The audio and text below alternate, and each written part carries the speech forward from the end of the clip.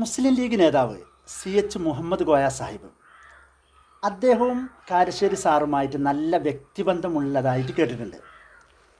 വിമർശകനായ കാരശ്ശേരിക്ക് എന്ന നിലയ്ക്ക് അദ്ദേഹത്തിൻ്റെ പുസ്തകങ്ങളൊക്കെ സാറിന് സമ്മാനിക്കാറുണ്ടായിരുന്നു എന്ന് കേട്ടിട്ടുണ്ട്.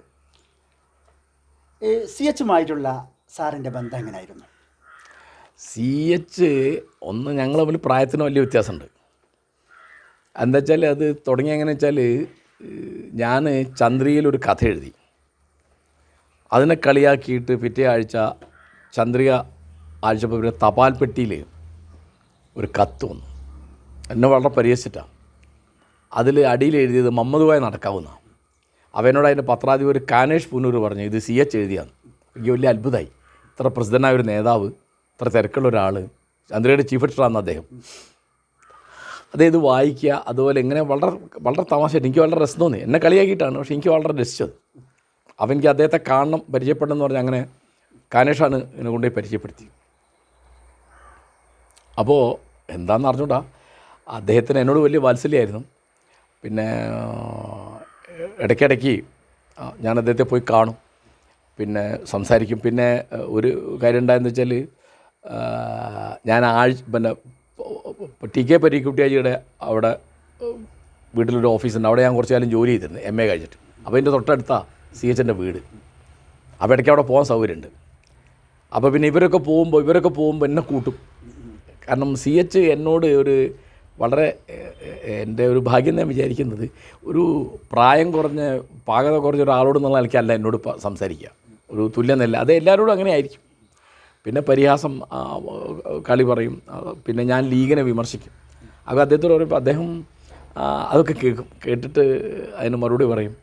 പിന്നെ ഒരിക്കൽ പല കാര്യത്തും അത് മുസ്ലിം ലീഗ് ഇത് ശരിയല്ല എന്ന് ഞാൻ പറയും. അപ്പം ചില കാര്യങ്ങൾ അദ്ദേഹം പറയും, അത് നിങ്ങൾക്കിപ്പോൾ അത് പറഞ്ഞാൽ മനസ്സിലാവാത്തതുകൊണ്ടാണെന്ന് പറയും. അല്ലെങ്കിൽ ചിലപ്പോൾ പറയും ഞാനതിന് ഉത്തരവാദിയല്ല, നിങ്ങൾക്ക് ആലോചിച്ചാൽ മനസ്സിലാവും എന്ന് പറയും. അങ്ങനെയൊക്കെ പറയും. പിന്നെ ഡോക്ടർ NA കരീം ഉണ്ടായിരുന്നു കാലിക്കറ്റ് യൂണിവേഴ്സിറ്റി. ഞാൻ റിസർച്ചിന് ചേർന്നപ്പോൾ MAക്ക് പഠിക്കുന്ന തന്നെ കരീം സാർ അവിടെ ഉണ്ട്. ഇവർ വലിയ കൂട്ടുകാരാണ്. അപ്പോൾ പിന്നെ കരീം സാറും CH ഞാനും കൂടി ഒരു കമ്പനിയായി.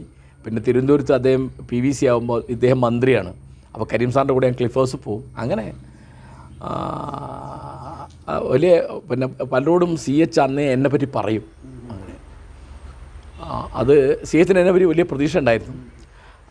അത്ഭുതം തോന്നും. എന്താ വെച്ചാൽ ഞാൻ മാതൃഭൂമിയിൽ ചേർന്ന വിവരം ഞാൻ ചെന്ന് പറഞ്ഞു.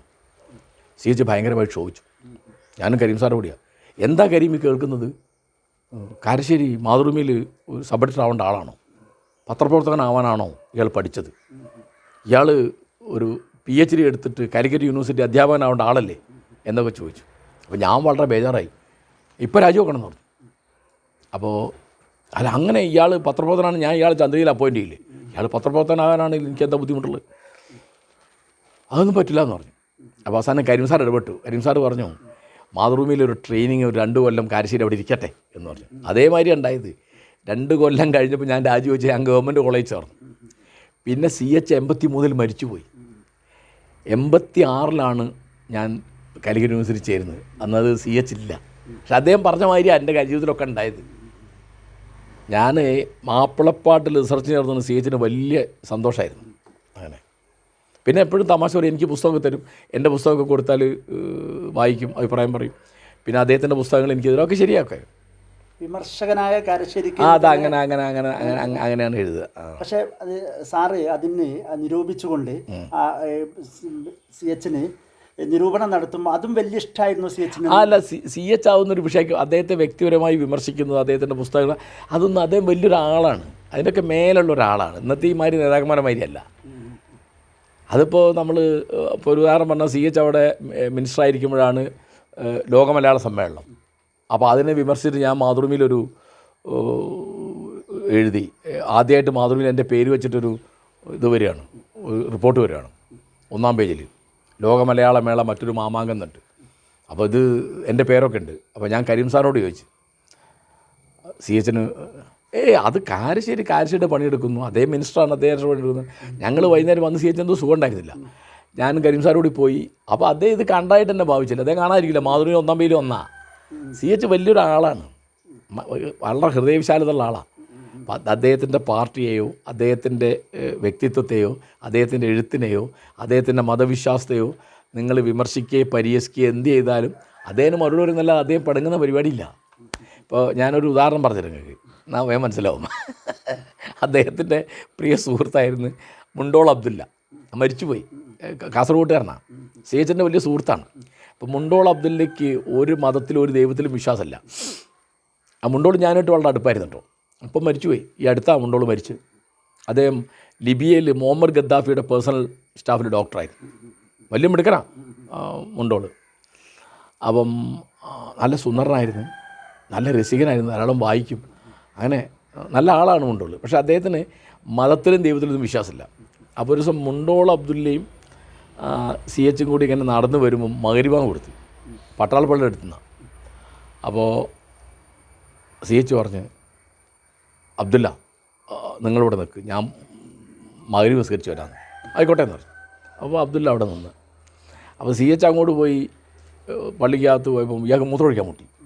അപ്പോൾ ഇയാൾ പള്ളി കയറി മൂത്രമൊഴിച്ച് ഇവിടെ വന്ന് നിന്ന്. ഇയാൾ പള്ളി കയറില്ല. അപ്പോൾ CH വന്നപ്പോൾ ഇയാളോട് ചോദിച്ച്, പിന്നെ ഈ നേരമൊക്കെ എന്ത് ചെയ്യുന്നു വെച്ച്. ഇല്ല, ഞാൻ മൂത്രം മുടിക്കാൻ മുട്ടിയാൽ മൂത്രമൊഴിച്ചു. എവിടെ മൂത്രമൊഴിച്ച്?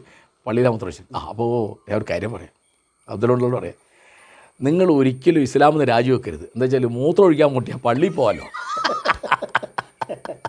ഇതാണ് CHൻ്റെ രീതി എന്ന് പറഞ്ഞത്. നല്ല രസികനായിരുന്നില്ലേ അതൊക്കെ.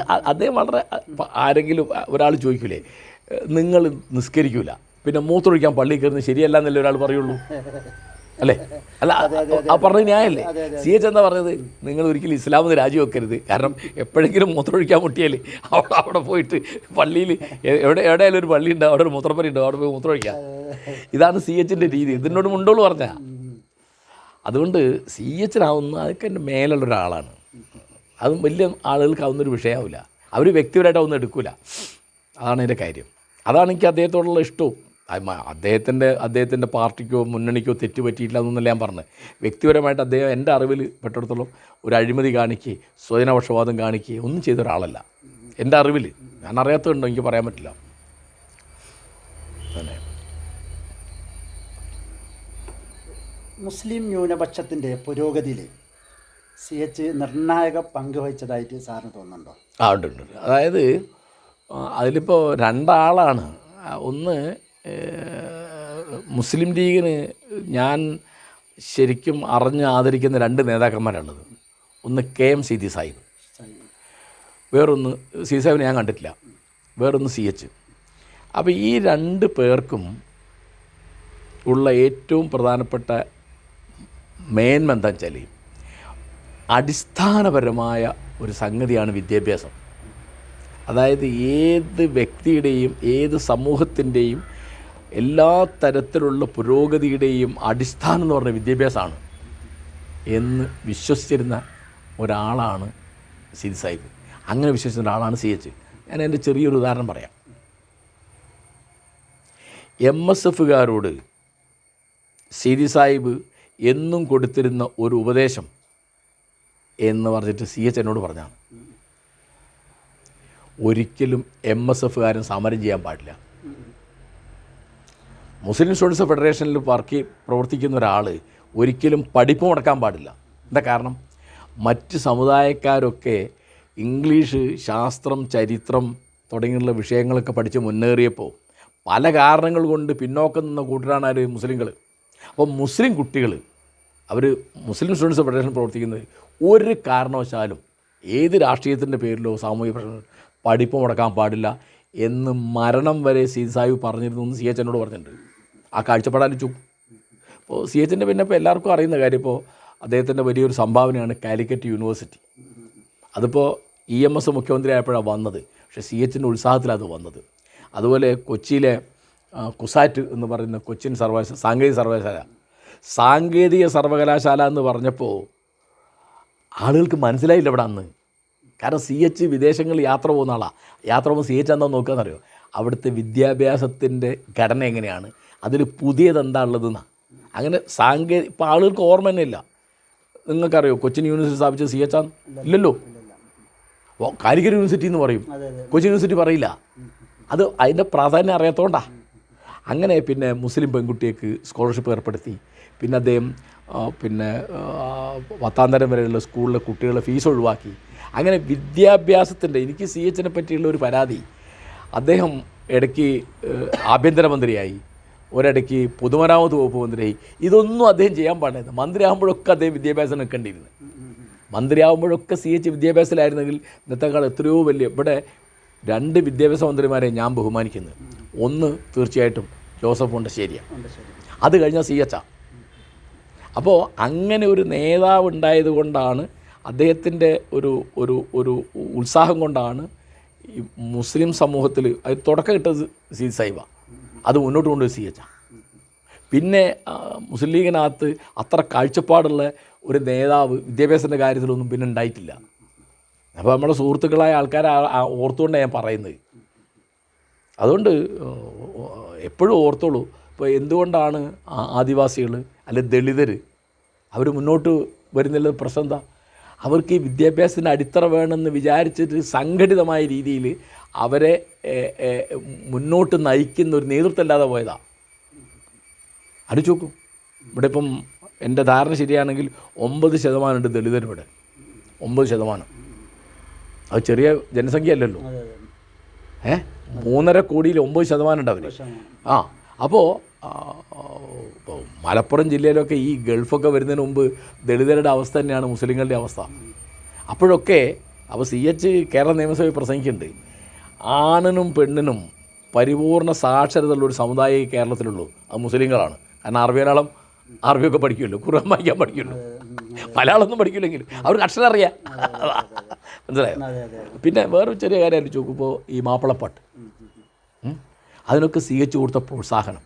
ഇപ്പോൾ ഞാൻ ഒരു ഉദാഹരണം പറയാം. എൻ്റെ വളരെ അടുത്ത സുഹൃത്തായിരുന്നു MA കൽപ്പറ്റ എന്നുള്ള പാട്ടെഴുത്തുകാരൻ, PMA തങ്ങൾ മൂപ്പരുടെ പേര്. ഇദ്ദേഹം ഞാനിട്ട് മരിച്ചുപോയി. അദ്ദേഹത്തിൻ്റെ തിരഞ്ഞെടുത്ത മാപ്പിളപ്പാട്ട് എന്ന പുസ്തകം വന്നിട്ട്. അപ്പോൾ ഏതെങ്കിലും ഇയാൾ വലിയ ലീഗുകാരനാണ്, വയനാട്ടിൽ ലീഗ് ഉണ്ടാക്കി MA കൽപ്പറ്റയാണ്. ഇപ്പം ആൾക്കാർ മറന്നുപോയി. അദ്ദേഹത്തിനെ പറ്റി ഒരു പുസ്തകം എഴുതിയിട്ടുണ്ട്, മുസ്ലിം ലീഗ് വയനാട്ടിൽ എന്ന് പറഞ്ഞിട്ട്.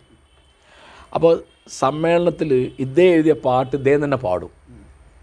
അപ്പോൾ സി എച്ച് ആയി കഴിഞ്ഞ ഉടനെ കൈ നീട്ടി ആ പാട്ടും കൊണ്ട് മേടിക്കും, അത് കീശയിലിടും. എന്തിനാണെന്നറിയാം? അടുത്ത ആഴ്ച ചന്ദ്രിക വാരാന്ത പതിപ്പിൽ ഇത് കൊടുക്കും. അങ്ങനെയാണ് ഈ പാട്ട് അച്ചടിക്കുന്ന പണി ഇവർ പഠിച്ചത്.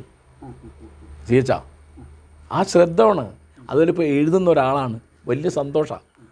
ഒരു എഴുത്തുകാരനാണെന്നുള്ളത് വലിയ ഒരു എഴുത്തുകാരനെ കാണും. ഇപ്പോൾ അദ്ദേഹത്തിന് നിങ്ങൾക്ക് വിശ്വസിക്കാൻ പറ്റുമെന്ന് എനിക്കറിയില്ല, വലിയ പ്രസംഗകനാണെന്നോ വലിയ മന്ത്രിയാണെന്നോ വലിയ നേതാവാണെന്നോ ഒന്നും പറഞ്ഞേക്കാൻ ഇഷ്ടമല്ല. വലിയ എഴുത്തുകാരനാണെന്ന് കേൾക്കാനാണ് സി എച്ചിന് ഇഷ്ടം. എഴുത്തുകാരോടാണ് അദ്ദേഹത്തിന് താല്പര്യം. അപ്പോൾ ഞങ്ങളാരും ചെന്നാൽ ഒരിക്കലും നിങ്ങൾ പിന്നെ വരിയെന്ന് പറയും നമ്മൾ കാത്തിർത്തുകയും ചെയ്യില്ല. വേറെ ആരും കാത്തു നിർത്തും. ഒരു ലീഗിൻ്റെ വലിയ പ്രവർത്തകന്മാർ, ജില്ലാ പ്രസിഡന്റ്, അപ്പോൾ അദ്ദേഹം വെയിറ്റ് ചെയ്യാൻ പറയും. ഞങ്ങളോട് ആരോടും പറയില്ല, കാരണം ഞങ്ങൾ എഴുത്തുകാരോ വായനക്കാരോ ആണ്. അതാണ് അതിൻ്റെ. അപ്പോൾ എന്നോടുള്ള താല്പര്യത്തിൽ പ്രധാനം എൻ്റെ എഴുത്തുമാനിയാണ് ഞാൻ വിചാരിക്കുന്നത്. സി എച്ച് എനിക്ക് തന്നൊരു ഉപദേശമുണ്ട്, ആദ്യം കണ്ട അന്ന് തന്നെ ഞാൻ ഒരിക്കലും മറക്കൂല. എന്നോട് പറഞ്ഞത്, എഴുത്ത് പഠിപ്പിനെ ബാധിക്കരുത്, പഠിപ്പ് എഴുത്തിനെയും ബാധിക്കരുത്. സി എച്ച് എനിക്ക് തന്ന ഏറ്റവും വലിയ ഉപദേശം അത്. ഞാൻ ഒന്നുകൂടി പറയാം, എഴുത്ത് പഠിപ്പിനെ ബാധിക്കരുത്, പഠിപ്പ് എഴുത്തിനെ ബാധിക്കരുത്. അത് രണ്ടും കൊണ്ടുനടക്കണം. ഞാൻ എന്നെ കൊണ്ടാകുമ്പോൾ കൊണ്ടുനടന്ന ആളാണ്. അല്ല, അത് വിജയിച്ചോ അല്ലേന്ന് ഇപ്പോൾ ഞാനല്ല പറയേണ്ടത്, അത് നാട്ടുകാർ പറയേണ്ടതാണ്. പാണക്കാട് കുടുംബത്തോടുള്ള കാരശ്ശേരി സാറ് ബന്ധം എങ്ങനെയാണ്? ഈ പാണക്കാട് PSMA പൂക്കോയ തങ്ങളില്ലേ, അദ്ദേഹത്തെ എനിക്ക് ചെറുപ്പത്തിലേ അറിയാം. എന്ന് വെച്ചാൽ എൻ്റെ മൂത്താപ്പ NC കോയക്കുട്ടിയേജി വലിയ പണക്കാരനുമായിരുന്നു, സുന്നിയുടെ വലിയ മൂത്താപ്പയായിരുന്നു. ഈ ജാമിയ നൂരിയ എന്ന് പറഞ്ഞിട്ട് പട്ടിക്കാട് അതൊക്കെ സ്ഥാപിക്കുന്നതിൽ വലിയ പങ്ക് വഹിച്ച ആളാണ്. അദ്ദേഹം ഒരുപാട് പൈസ കൊടുത്തിട്ടുണ്ട്. ഇപ്പോൾ ഇവിടെ സ്കൂളൊക്കെ ഉണ്ടാക്കി അദ്ദേഹം വളരെ പുതിയ മനസ്സുള്ള ഒരാളായിരുന്നു. ചിലപ്പോൾ കാരശ്ശേരിയിൽ അദ്ദേഹം 1928 സ്കൂളുണ്ടാക്കി. സ്കൂളുണ്ടാക്കി 10-30 കൊല്ലം കഴിഞ്ഞിട്ട് ആ മദ്രസ ഉണ്ടാക്കി. പിന്നെയും 2-3 കൊല്ലം കഴിഞ്ഞാൽ പള്ളി ഉണ്ടാക്കിയത്. പള്ളിയല്ല ആദ്യം ഉണ്ടാക്കി, സ്കൂൾ ആദ്യം ഉണ്ടാക്കി. ഇപ്പോൾ എൻ്റെ ബാപ്പ എന്നെ മദ്രസയിലും ദർസിലും ഒക്കെ പഠിപ്പിച്ച് മുസ്ലിയാറാക്കണം എന്ന് വിചാരിച്ചപ്പോൾ മൂപ്പര് വിചാരിച്ചെന്ത്, ഇവൻ കോളേജിൽ പോകണം, എന്നെ വക്കീലാക്കണം മൂപ്പര് വിചാരിച്ച്. ആണ് പുതിയ മനസ്സുള്ള ആളാണ്. അപ്പോൾ ഇദ്ദേഹത്തെ കാണാൻ വരും ആര്? പാണക്കാട് PSMA പൂക്കോയ തങ്ങൾ. അന്ന് അദ്ദേഹം ലീഗിൻ്റെ നേതാവൊന്നുമല്ല. ലീഗിൻ്റെ നേതാവായത് എങ്ങനെയാണെന്ന് വെച്ചാൽ 73 സെയ്ദ് അബ്ദുറഹ്മാൻ ബാഫയ്ക്ക് നിങ്ങൾ മരിച്ചുപോയി. അപ്പോഴാണ് CH ഒക്കെ കൂടിയിട്ട് ഇയാളെ പാണക്കാട് കോയത്തങ്ങളെ ലീഗിൻ്റെ നേതാവാക്കി. ആഴ്ചവട്ടത്ത് ഞാനവിടെ 5 കൊല്ലം കോയക്കുട്ടിയാജിയുടെ കൂടെ താമസിച്ചു. ഞാൻ അവിടെ താമസിച്ചിട്ടാണ് ഗുരുവായൂരപ്പങ്ങളിൽ പോയത്. അപ്പോൾ ഇദ്ദേഹത്തിൻ്റെ ഫോൺ അറ്റൻഡ് ചെയ്യുക, ഇദ്ദേഹത്തിൻ്റെ കത്തിന് മറുപടി അയക്കുക, ഇദ്ദേഹത്തിന് പത്രം വായിച്ചു കൊടുക്കുക, ഇദ്ദേഹത്തിൻ്റെ അതിഥികളെ സ്വീകരിക്കുക, അവരെ യാത്രയൊക്കെ തുടങ്ങിയ പണികളൊക്കെ എനിക്കുണ്ട്. അപ്പം ഞാൻ ഈ മുസ്ലിംമാർ, തങ്ങന്മാർ, വലിയ ഔലിയാക്കളൊക്കെ വരും അവിടെ, രാഷ്ട്രീയ നേതാക്കന്മാരും വരും, പിന്നെ കോൺഗ്രസിൻ്റെ, ജനസംഘത്തിൻ്റെ, ലീഗുകാരും വരില്ല. അബ്ദുറഹ്മാൻ ബാഫി തങ്ങൾ ഇടയ്ക്കിടയ്ക്ക് വരും, പൂക്കോയത്തങ്ങൾ വരും, പിന്നെ ഈ മുസ്ലിംമാരില്ലേ അവരൊക്കെ വരും, ഈ വയലിത്തറ മറ്റേ മറിച്ച് എന്നൊക്കെ പറഞ്ഞിട്ട് പ്രഭാഷകനായിട്ടുള്ള. അതെ അതെ അതെ അതേപ്പോൾ ഉണ്ടല്ലേ. ആ അപ്പോൾ ഇവരുടെയൊക്കെ ഹിദമത്തെടുത്താൽ മതിയാലോ മൂപ്പർക്ക്. നമുക്ക് കയ്യിൽ വെള്ളം ഒഴിച്ച് കൊടുക്കണം, പിന്നെ നമ്മൾ ടർക്കി കൊടുക്കണം, കൈ തോത്താൻ ചിലപ്പോൾ ഊത്തി കൊടുക്കും, ചിലപ്പം അവരുടെ ഷൂസ് നമ്മൾ കഴുകണം, അത് തുടയ്ക്കണം, ഷൂസ് വൃത്തിയാക്കണം, ചിലപ്പോൾ അവരുടെ പെട്ടിയെടുത്ത് നമ്മൾ കാറിൽ വെക്കണം, അല്ലെങ്കിൽ കാറില്ല തൽക്കാലം അവരെ ബസ്സിൽ കൊണ്ടാക്കണം, നമ്മൾ കൊണ്ടുപോയിട്ട് ബസ് സ്റ്റോപ്പിൽ നിന്ന് തങ്ങളങ്ങോട്ട് കയറിയിട്ട് ബസ്സിൽ വെച്ചു. അന്ന് കാറൊന്നും അധികമില്ലല്ലോ, പെട്ടി അങ്ങോട്ട് വെച്ചു. ഇതൊക്കെ ചെയ്യാൻ എനിക്ക് സന്തോഷമാണ് ആരായി. അപ്പോൾ എനിക്കതിനൊന്നും ഒരു മാനക്കേട് ഒരിക്കലും തോന്നിയിട്ടില്ല. ചില അവിടെ അന്ന് കോഴിക്കോട് വലിയ കാതി ഇമ്പിച്ചുകോയ തങ്ങൾ, ഷിയാബുദ്ദീൻ ഇമ്പിച്ചുകോയ തങ്ങൾ, അദ്ദേഹമൊക്കെ വരും, വലിയ ആൾക്കാരൊക്കെ വരും. കാരണം ഇദ്ദേഹം അവരൊക്കെ വളരെ ബഹുമാനിക്കും, അവർക്ക് നല്ല ഭക്ഷണം, അവരൊക്കെ വരുമ്പം വളരെ കോഴി ബിരിയാണിയൊക്കെ ഉണ്ടാക്കി. അന്ന് കോഴി ബിരിയാണിയൊക്കെ അപൂർവ. പിന്നെ അവർ ചോദിക്കുന്ന പൈസ സംഭാവന കൊടുക്കും, പിന്നെ അവർക്ക് എല്ലാ സൗകര്യം ചെയ്ത് കൊടുക്കും, കാറോ അങ്ങനെയല്ലോ. അപ്പോൾ പാണക്കാട് പിന്നെ വേറൊരു കാര്യം എന്താ വെച്ചാൽ അദ്ദേഹത്തിൻ്റെ മകൻ ഈ മുഹമ്മദ് അലി ശിഹാബ് തങ്ങൾ ഇപ്പം മരിച്ചുപോയി. അദ്ദേഹം ഈ കോയക്കുട്ടിയാജിയുടെ മകൻ ആമൂട്ടിയാജിയുടെ സഹപാഠിയാണ്. അവർ മദ്രസത്തിൽ മുഹമ്മദിയ MM ഹൈസ്കൂളിൽ ഒരു ക്ലാസ് പഠിക്കും, മനസ്സിലായി. അപ്പോൾ ഞങ്ങളുടെ കുടുംബത്തിൽ പ്രധാനപ്പെട്ട എല്ലാ കല്യാണത്തിനും എല്ലാ ചടങ്ങിനുള്ള കൂട്ടിനാണ് പാണക്കാട് തങ്ങന്മാർ. ഇപ്പം ആമൂട്ടിയാജി മരിക്കുന്നവരെ എന്ത് പരിപാടി ഉണ്ട് മുമ്പരെ വിളിക്കും, മറ്റേ മുമ്പിൽ വരികയും ചെയ്യും. ഷിഹാബ് തങ്ങൾ വരും, അന്ന് ബാപ്പുള്ള കാലത്തും വരും, കാരണം ഒരു ക്ലാസ്മേറ്റ്സ് ആണല്ലോ. അപ്പം ഞാനിവരോടൊക്കെ 1-2 വാക്ക് സംസാരിച്ചിട്ടുണ്ട്. പിന്നെ അതിൽ മുനവർ അലി തങ്ങളെ ഞാൻ 1-2 മീറ്റിംഗ് ഞങ്ങൾ ഒന്നിച്ചിട്ടുണ്ടായിരുന്നു. പിന്നെ മുഹമ്മദ് അലി ശിഹാബ് തങ്ങൾ എപ്പോഴും ഒരു സമാധാനവാദിയാണ്. അദ്ദേഹത്തിനൊരു മതമൗലികവാദമോ മതതീവ്രവാദമോ ഇല്ല എന്ന് എനിക്ക് അദ്ദേഹത്തിന് ഒരു ബഹുമാനമുണ്ട്. 1992 ബാബരി. അതെ അതെ അതെ ഞാൻ അത്തരം കാര്യമൊക്കെ പറഞ്ഞിട്ട് ഏതോ ഒരു സുവനീറിന് വേണ്ടിയിട്ട് മുഹമ്മദ് അലി ശിഹാബ് തങ്ങൾ മരിച്ചപ്പോൾ ഒരു ലേഖനം എഴുതിയിട്ടുണ്ട്. മുസ്ലിം ലീഗിൻ്റെ അഖിലേന്ത്യാ പ്രസിഡൻ്റായിരുന്നു സേട്ട് സാഹിബ്. ഈ സേട്ട് സാഹിബ് മുസ്ലിം ലീഗിൽ രാജിവെച്ച് പോയി. പക്ഷേ എന്നിട്ടും അദ്ദേഹം രാജിവെച്ച് പോയി INL ഉണ്ടാക്കി. എന്നാലും മുസ്ലിം ലീഗിന് വലിയൊരു ക്ഷീണമൊന്നും സംഭവിച്ചിട്ടില്ല.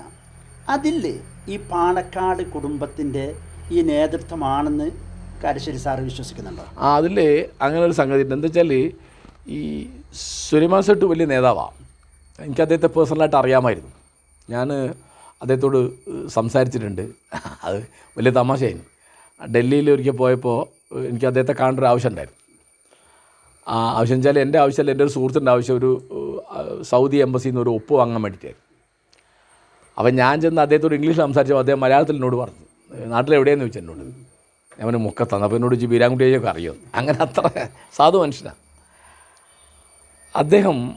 മലയാളത്തിൽ പ്രസംഗിക്കാൻ കഴിയാത്ത ആളാണ് അദ്ദേഹം. പ്രസംഗിക്കുന്നത് ഞാൻ കേട്ടിട്ടുണ്ട്. ഇവിടെയൊക്കെ പ്രസംഗിക്കുന്നതൊക്കെ ഇംഗ്ലീഷിലാണ്, പുറത്തൊക്കെ ഉറുദുവിലാണ്. അപ്പോൾ സേട്ടു ലോക്സഭയിലെ ഒരു പ്രതിനിധി, ഒരു അഖിലേന്ത്യാ നേതാവ് എന്നല്ലാതെ അദ്ദേഹത്തിന് ഇവിടുത്തെ സാധാരണ മുസ്ലിങ്ങളുടെ ഇടയിൽ അങ്ങനെ ഒരു പേരില്ല. പാണക്കാട് തങ്ങന്മാരുടെ സ്വാധീനം എന്ന് പറയുന്നത് രാഷ്ട്രീയം എന്നതിലധികം വിശ്വാസപരമാണ്. അത് ചിലപ്പോൾ സയ്യിദ് അബ്ദുറഹ്മാൻ ബാഫയ്ക്ക് തങ്ങൾ 73 മരിച്ചു. മക്കയിലാണ് മരിച്ചത്. അവിടെ അടക്കിയതും ജന്നത്തുൽ ബാക്കിയിലാണ് അടക്കിയത്. നിങ്ങൾ മക്കത്ത് പോയിട്ടുണ്ടോ? മദീനയിലൊക്കെ പോയിട്ടുണ്ടോ? ജന്നത്തുൽ ബാക്കിയൊക്കെ അറിയാലോ. ഞാൻ അവിടെയൊക്കെ പോയിട്ടുണ്ട് കേട്ടോ. ഞാൻ 3-4 വട്ടം അവിടെയൊക്കെ പോയിട്ടുണ്ട്. സാറ് ഉംറ നിർവഹിച്ചിട്ടുണ്ടോ? മിനായിൽ പോയി. ഹജ്ജിന് ഞാൻ പോയിട്ടില്ല. മിനായിൽ പോയി, അറഫയിൽ പോയി, ജബലുർ റഹമയിൽ പോയി, ഹിറയിൽ പോയി, സൗറിൽ പോയി, ബദറിൽ പോയി, ഹന്തക്കിൽ പോയി, ഉഹുദിൽ പോയി ഒക്കെ. അതുകൊണ്ട് അവിടെ എനിക്ക് ആകെ സൗദി പോയിട്ട് പോകാൻ പറ്റാതെ ഒരു ഖേദം ബാക്കിയുള്ളത് തായിഫിൽ പോയില്ല. കാരണം ഞാൻ നബിയുടെ ചരിത്രത്തിൽ വായിച്ചിട്ടുണ്ട്. നബിയോട് ചെന്നപ്പോൾ അവർ എറിഞ്ഞിട്ട് കാലിൻ്റെ ഈ വലത്തെ കാലിൻ്റെ അവിടെ ഏറ് പറ്റിയിട്ട് ചോര ഒലിച്ചു എന്നൊക്കെ. അപ്പോൾ തായിഫിലൊന്ന് പോകണമെന്നുണ്ടാക്കി. ഇനിയും ഞാൻ സൗദി പോവുകയാണെങ്കിൽ, കഴിഞ്ഞ പ്രാവശ്യം പോയി എനിക്ക് പോകാൻ സൗകര്യം കിട്ടിയില്ല. ഞാൻ റിയാദിൽ പോയിട്ട് പിന്നെ ഒരു മീറ്റിംഗ് കഴിഞ്ഞ് പെട്ടെന്ന് മടങ്ങേണ്ടി വന്നു. തായിഫ് മാത്രമേ എനിക്ക് പിന്നെ ഇതായിട്ടുള്ളൂ. പിന്നെ ഞാൻ വായിച്ചിട്ടുണ്ട് നബി അന്ന് ഷാം കെട്ട് എന്നാണ് പറയുക. സിറിയയിൽ പോയത് ഞാൻ വായിച്ചിട്ടുണ്ട്. സിറിയയിൽ ഞാൻ പോയിട്ടില്ല. അപ്പോൾ നബിയായിട്ട് ബന്ധപ്പെട്ട ഒരുമാതിരി ഈ ചരിത്ര സംഭവങ്ങൾ നടന്ന സ്ഥലങ്ങളിലൊക്കെ ഞാൻ പോയിട്ടുണ്ട്. അപ്പോൾ എന്താ പറയാൻ വന്നത്, സീട്ടിൻ്റെ കാര്യമാണ്. അപ്പോൾ പിന്നെ ഞാൻ ചോദിച്ചത് സാറോട് ഞാൻ പറഞ്ഞത് ആളുകൾക്ക് ഇവിടെ ഈ പാണക്കാട് തങ്ങന്മാരുടെ രാഷ്ട്രീയമായ വിവേകം, അവരുടെ നേതൃത്വം, അല്ലെങ്കിൽ അവരുടെ തീരുമാനം, അല്ലെങ്കിൽ അവരുടെ പ്രഭാഷണം, ഇതല്ല ആളുകളെ ആകർഷിക്കുന്നത്. എന്താ വെച്ചാൽ, ഒന്ന്, പാണക്കാട് തങ്ങന്മാർക്ക് ഈ അടുത്ത കാലം വരെ അവർക്ക് നേതൃത്വത്തിൽ മോഹമല്ല, അധികാരമോഹമല്ല, ധനമോഹമല്ല എന്ന് ഞാൻ വിചാരിക്കുന്നത്. എനിക്കറിയില്ല, നമ്മൾ കാണുന്നില്ല. അപ്പോൾ അവരാരും മത്സരിച്ച് MLA ആവുന്നു, MP ആവുന്നു, മന്ത്രി ആവുന്നു കാണുന്നില്ല. അപ്പോൾ ചോദ്യം ചെയ്യാൻ കഴിയാത്തൊരു നേതൃത്വമായിരുന്നു സെയ്ദ് അബ്ദുറഹ്മാൻ ബാഫഖി തങ്ങളത്. അത് ഒന്ന്, എനിക്ക് തങ്ങളെ കുറച്ച് പരിചയമുണ്ട്.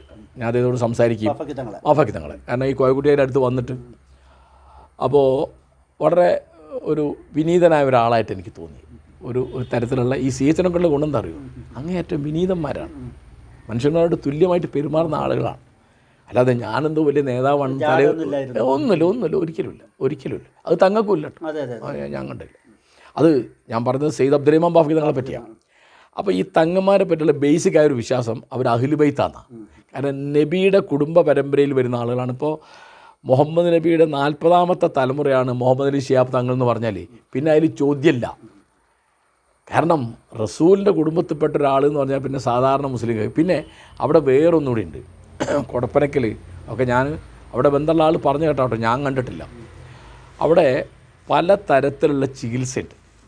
ഇപ്പോൾ ഒരു ഉദാഹരണം പറഞ്ഞാൽ, ഒരാൾക്ക് പള്ളവേദനയാണ് എന്ന് പറഞ്ഞാൽ അവിടെ ചെന്നാൽ ചിലപ്പോൾ തങ്ങൾ ദശമൂലാരിഷ് എഴുതി കൊടുക്കും. എന്നിട്ട് പറയും, രാവിലെ വെറും വയറ്റിൽ ഇത് 1 ഔൺസ് കുടിച്ചോന്ന് പറയും. മിക്കവാറും ആൾ രോഗം മാറും. കാരണം ഇയാൾക്കത് വിശ്വാസമാണ്. ഇതുപോലെ ഇപ്പോൾ ചിലപ്പോൾ ഒരാൾ വന്നിട്ട് പറയുകയാണ്, തങ്ങളെ എനിക്ക് കച്ചവടമൊക്കെ നഷ്ടമാണ് എന്ന് പറഞ്ഞാൽ ചിലപ്പോൾ അദ്ദേഹം ഒരു 10 ഉറുപ്പ്യ എടുത്ത് കൊടുക്കും. ഈ 10 ഉറുപ്പ്യ തൻ്റെ പണപ്പെട്ടിയുടെ അടിയിൽ വെച്ചാൽ പിന്നെ അദ്ദേഹത്തിൻ്റെ നേഴ്മത്ത് വർദ്ധിക്കും. കാരണം അദ്ദേഹത്തിൻ്റെ ഒരു ബർക്കത്ത്, നബി കുടുംബത്തിൽ അഹ്ലു ബൈത്തിൻ്റെ ഒരു ബർക്കത്തായിരുന്നു ആൾ വിശ്വസിക്കും. പിന്നെ ഇപ്പോൾ നിങ്ങളെ വീട്ടിൽ നിന്ന് ഒരു വാച്ച് കളവ് പോയി, അവിടെ ചെന്ന് പറഞ്ഞാൽ അദ്ദേഹം പറയും, അത് പോയിക്കോ, അത് 7ാം ദിവസം കിട്ടുമെന്ന് പറയും. അങ്ങനെ കിട്ടിയ അനുഭവമുള്ള ആൾ എന്നോട് പറഞ്ഞു. എന്നോട് പറഞ്ഞ കൊടുങ്ങല്ലൂരൊന്നും വിശ്വാസമുള്ള ആളല്ല. കൊടുങ്ങല്ലൂരിന് വലിയ തമാശ അത്. കൊടുങ്ങല്ലൂരിന് ആരോ ഒരു വാച്ച് കൊടുത്ത്, അന്ന് ആ കാലത്ത് ഞാൻ പ്രീഡിഗ്രി പഠിക്കുമ്പോഴാണ്. ഞാൻ അദ്ദേഹത്തിൻ്റെ മുഹമ്മദ് അബ്ദുറഹ്മാൻ്റെ പോറ്റുമകനായി കൊടുങ്ങല്ലൂർ എന്ന് പറയുന്നത്. അദ്ദേഹത്തിൻ്റെ ശരിക്കുള്ള പേര് അബ്ദുല്ല എന്നാണ്. അപ്പോൾ KA കൊടുങ്ങല്ലൂർ എന്ന് പറഞ്ഞാൽ അദ്ദേഹത്തിൻ്റെ പേര്, സർട്ടിഫിക്കറ്റിലെ പേര് കറുകപ്പാടത്ത് അബ്ദുല്ല കൊടുങ്ങല്ലൂരി എന്നാണ്. കറുകപ്പാട് എന്നാണ് അബ്ദുറഹ്മാൻ്റെ വീട്ടുപേര്. അദ്ദേഹത്തിന് വീട്ടുപേരുന്നില്ല, അത് അനാഥനാണ്. അപ്പോൾ ഇദ്ദേഹം കല്യാണം കഴിച്ചതിന് ശേഷമാണ്, വളരെ വയ്യ കല്യാണം കഴിച്ചത്, വാച്ചുകൾ പോയി. അപ്പം ഒരു രക്ഷയില്ല, പുതിയ വാച്ച്, മുന്തിയ വാച്ച്, എന്ത് ചെയ്യാനാന്ന്. അപ്പോൾ ഇദ്ദേഹത്തിൻ്റെ ഭാര്യ പറഞ്ഞ്, അയൽവക്കത്താരോ പാണക്കാട് തങ്ങമ്മരെ കാണാൻ പോകുന്നുണ്ട്, അപ്പോൾ അവർ പോട്ടെ. അപ്പം കൊടുങ്ങല്ലൂർ ചെന്തിനാ അത് വാച്ച് പോയെന്ന് അവിടെ പറഞ്ഞു നോക്കാം. അവിടെ പോയി അവിടെ കൊടുങ്ങല്ലൂർ പറഞ്ഞു, അല്ല അയാൾ വാച്ചൊന്നും എടുക്കാൻ സാധ്യതയില്ല, പാണക്കാട് തങ്ങൾ. നിങ്ങളെപ്പോഴും തമാശയാണ്, ഞാൻ പോയി നോക്കാം. അങ്ങനെ ഇവരവിടെ പോയി വന്നിട്ട് പറഞ്ഞ് 7ാം ദിവസം കിട്ടും തങ്ങൾ പറഞ്ഞിട്ടുണ്ടെന്ന് പറഞ്ഞു. കൊടുങ്ങല്ലൂർ പറയാണ്, 7ാം ദിവസം രാവിലെ 7ാം ദിവസം എനിക്ക് ഓർമ്മയില്ല, ഞാൻ രാവിലെ പല്ലേക്കാൻ വേണ്ടി ഇങ്ങനെ തുപ്പിയപ്പോൾ അവിടെ ആ വെള്ളം വീണെടുത്ത് എന്തോ ഒരു തിളങ്ങുന്നതാണ് നോക്കുമ്പോൾ മണ്ണിൽ കിടക്കേണ്ട ഈ വാച്ച് കിട്ടി. കൃത്യം 7-ാം ദിവസം. അപ്പോഴാണ് 7-ാം ദിവസമെന്ന് ഭാര്യ പറയുന്നത്. അപ്പോൾ ഞാൻ ചോദിച്ചു അതെന്താ സംഭവിച്ചു കൊടുങ്ങല്ലൂർ. അപ്പോൾ കൊടുങ്ങല്ലൂർ പറഞ്ഞേ പാണക്കാട് തങ്ങന്മാരെടുത്ത് പോയി പറഞ്ഞിട്ടുണ്ട് എന്ത് പ്രശ്നം അവിടെ ചെന്ന് പറയാം. അപ്പോൾ പലരും അദ്ദേഹം തൻ്റെ ബിസിനസ്സിൽ ഒരു വസ്ത്രവ്യാപാരം തുടങ്ങുകയാണ്, അല്ലെ ഒരു ഹോട്ടൽ തുടങ്ങുകയാണ്, അല്ലെ വേറെ എന്തെങ്കിലും ഒരു കൃഷി തുടങ്ങുകയാണ്. അതിൽ അവർക്ക് ഒരു 5% ലാഭം അവർക്ക് നേർച്ചയാക്കും. അവരറിയില്ലത് നമ്മൾ നേർച്ചക്കാരൻ ചെയ്യുന്ന. അപ്പോൾ അതിൽ ബർക്കത്തുണ്ടാവുന്നതാണ് വിചാരം. അപ്പോൾ അവിടെ കൊണ്ട് കൊടുക്കുകയും ചെയ്യും. അങ്ങനെയൊക്കെ പല ജീവിതത്തിൻ്റെ പല മണ്ഡലങ്ങളിൽ, അത് മുസ്ലിങ്ങൾ മാത്രമല്ല, മലപ്പുറം ജില്ലയിലെ നായന്മാരും ദളിതന്മാരും ഈഴവന്മാരൊക്കെ അത് വിശ്വസിക്കുന്നുണ്ട്. കാരണം ലീഗിനെതിരായിട്ട് വോട്ട് ചെയ്താൽ തങ്ങൾ വാപ്പ അറിയും എന്ന് വിചാരിക്കുന്ന ചെറുമക്കളും നായന്മാരൊക്കെ ഉണ്ട് അവിടെ. അദ്ദേഹത്തിൻ്റെ ആ ഒരു ഈ കറാമത്തിൽ, ആത്മീയ ശക്തിയിൽ പലർക്കും വിശ്വാസമുണ്ട്. അങ്ങനെയൊക്കെ കൂടി വളരെ സങ്കീർണമാണത്. അല്ലാതെ അവർക്കിപ്പോൾ രാഷ്ട്രീയമായി ഉൾക്കാഴ്ച ഉണ്ടായിട്ടോ അവർ പഠിച്ചിരുന്നില്ല. ഇപ്പം മുഹമ്മദ് അലി ശിഹാബ് തങ്ങൾ അദ്ദേഹം മരിച്ചുപോയി. അദ്ദേഹം അൽ അസർ യൂണിവേഴ്സിറ്റി കൈറോന്ന് MA പാസ്സായ ആളാണെന്ന് ഞാൻ വായിച്ചത്. പിന്നെ വളരെ കുറച്ച് അവർ സംസാരിക്കുള്ളൂ. ഇപ്പോഴത്തെ ഈ തങ്ങന്മാരല്ല പറഞ്ഞത്. അതിപ്പോൾ സാദിഖ് അലിയോ അല്ലെങ്കിൽ മൊയ്ൻ അലിയോ അല്ലെങ്കിൽ വേറെ ബഷീർ അലിയോ അങ്ങനെ ഒരാളുണ്ടല്ലോ, അവരെ പറ്റിയല്ല ഞാൻ പറഞ്ഞത്. മറ്റേ തങ്ങന്മാരൊന്നും അവരൊക്കെ നിവൃത്തിൻ്റെ സംസാരിക്കില്ല. അപ്പോൾ ആ മൗനത്തിനൊരു വലിയ വിലയുണ്ട്. പിന്നെ അധികാരത്തിലേക്ക് പോകുന്നില്ല എന്നുള്ളത് ചെറിയ കാര്യമല്ല. മറ്റുള്ളവരും കൊടുത്തൊരു വില എന്താണെന്ന് വെച്ചാൽ അദ്ദേഹം ഒരു പഞ്ചായത്ത് മെമ്പറാകാൻ പോലും ശ്രമിച്ചിട്ടില്ല. അതുപോലെ പാണക്കാട് തങ്ങന്മാരെ കൂടുതൽ ആരും ഒരു പഞ്ചായത്തിലും കൂടി മത്സരിക്കുന്നില്ല. അതിൻ്റെയൊക്കെ ഒരു ബഹുമാനം ഉണ്ടാവും.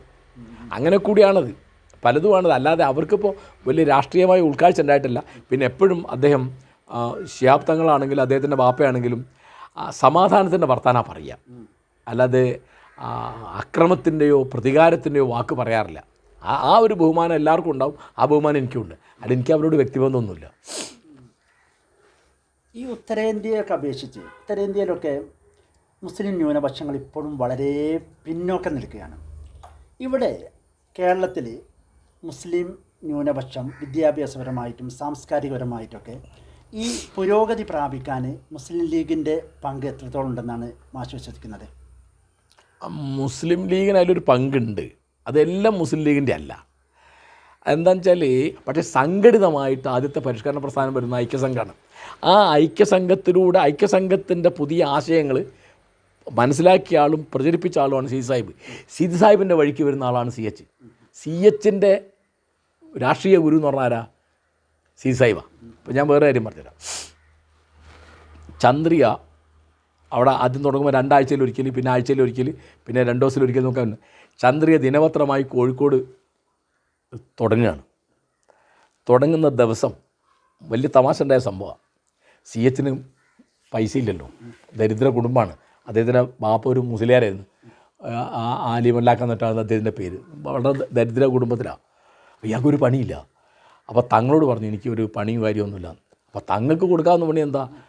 തൻ്റെ പാണ്ഡികശാലയിൽ ഒരു ക്ലാർക്കിൻ്റെ പണി കൊടുത്തു ആർക്ക്? CHന്. CH അവിടെ ജോയിൻ ചെയ്യാൻ ചെന്നാൽ ബാഫയ്ക്ക് തങ്ങളെ പാണ്ഡ്യല്ലേ ജോയിൻ ചെന്നപ്പോൾ സീതി സാഹിബ് വന്ന് കാറുണ്ട്, വക്കീലല്ലേ, വലിയ പേരുള്ള വക്കീലാണ്. കാർ വന്ന് എന്തിനാണെന്നറിയാം? CHനെ ചന്ദ്രിയെ കൊണ്ട് ചേർക്കാൻ വേണ്ടി, പയ്യനല്ലേ. അപ്പോൾ തങ്ങളോട് ഞാൻ തങ്ങളെ ഇവൻ ഇവിടെ വേണ്ട, ഇവൻ അവിടെ ആവശ്യമുണ്ട് എന്ന് പറഞ്ഞ് ചന്ദ്രിക തുടങ്ങി അന്ന് അവിടെ കൊണ്ട് ചേർത്ത്. ആര്? സീതി സാഹിബ്. മനസ്സിലായോ? അപ്പോൾ സീതി സാഹിബാണ് CHനെ ഉണ്ടാക്കുന്നത്. പിന്നെ സീതി സാഹിബിന് ഇല്ലാത്ത ഒരുപടി ഭാഗ്യം CHന് കിട്ടി. അതായത് സീതി സാഹിബ് സ്പീക്കറായി. സീതി സാഹിബ് മരിച്ചപ്പോൾ സ്പീക്കറാകുന്ന CH. പിന്നെ CH 67 വരുമ്പോൾ മന്ത്രിയാവുന്നു, പിന്നെ ആഭ്യന്തരമന്ത്രിയാവുന്നു, പിന്നെ മുഖ്യമന്ത്രിയാവുന്നു, പിന്നെ ഉപമുഖ്യമന്ത്രിയാവുന്നു, പിന്നെ വിദ്യാഭ്യാസ മന്ത്രിയാവുന്നു, പൊതുമരാമത്ത് വകുപ്പ് മന്ത്രിയാവുന്നു. അനവധി കാര്യങ്ങൾ ചെയ്യാൻ അവസരം കിട്ടി. CH ചെറിയ പ്രായത്തിൽ മരിച്ചുപോയി കേട്ടോ. 56 വയസ്സിൽ മരിച്ചുപോയി. പിന്നെ CHൻ്റെ ഒരു കുഴപ്പം CHനുണ്ടായിരുന്നു, ഭക്ഷണത്തിനൊരു നിയന്ത്രണമില്ല. അതായത്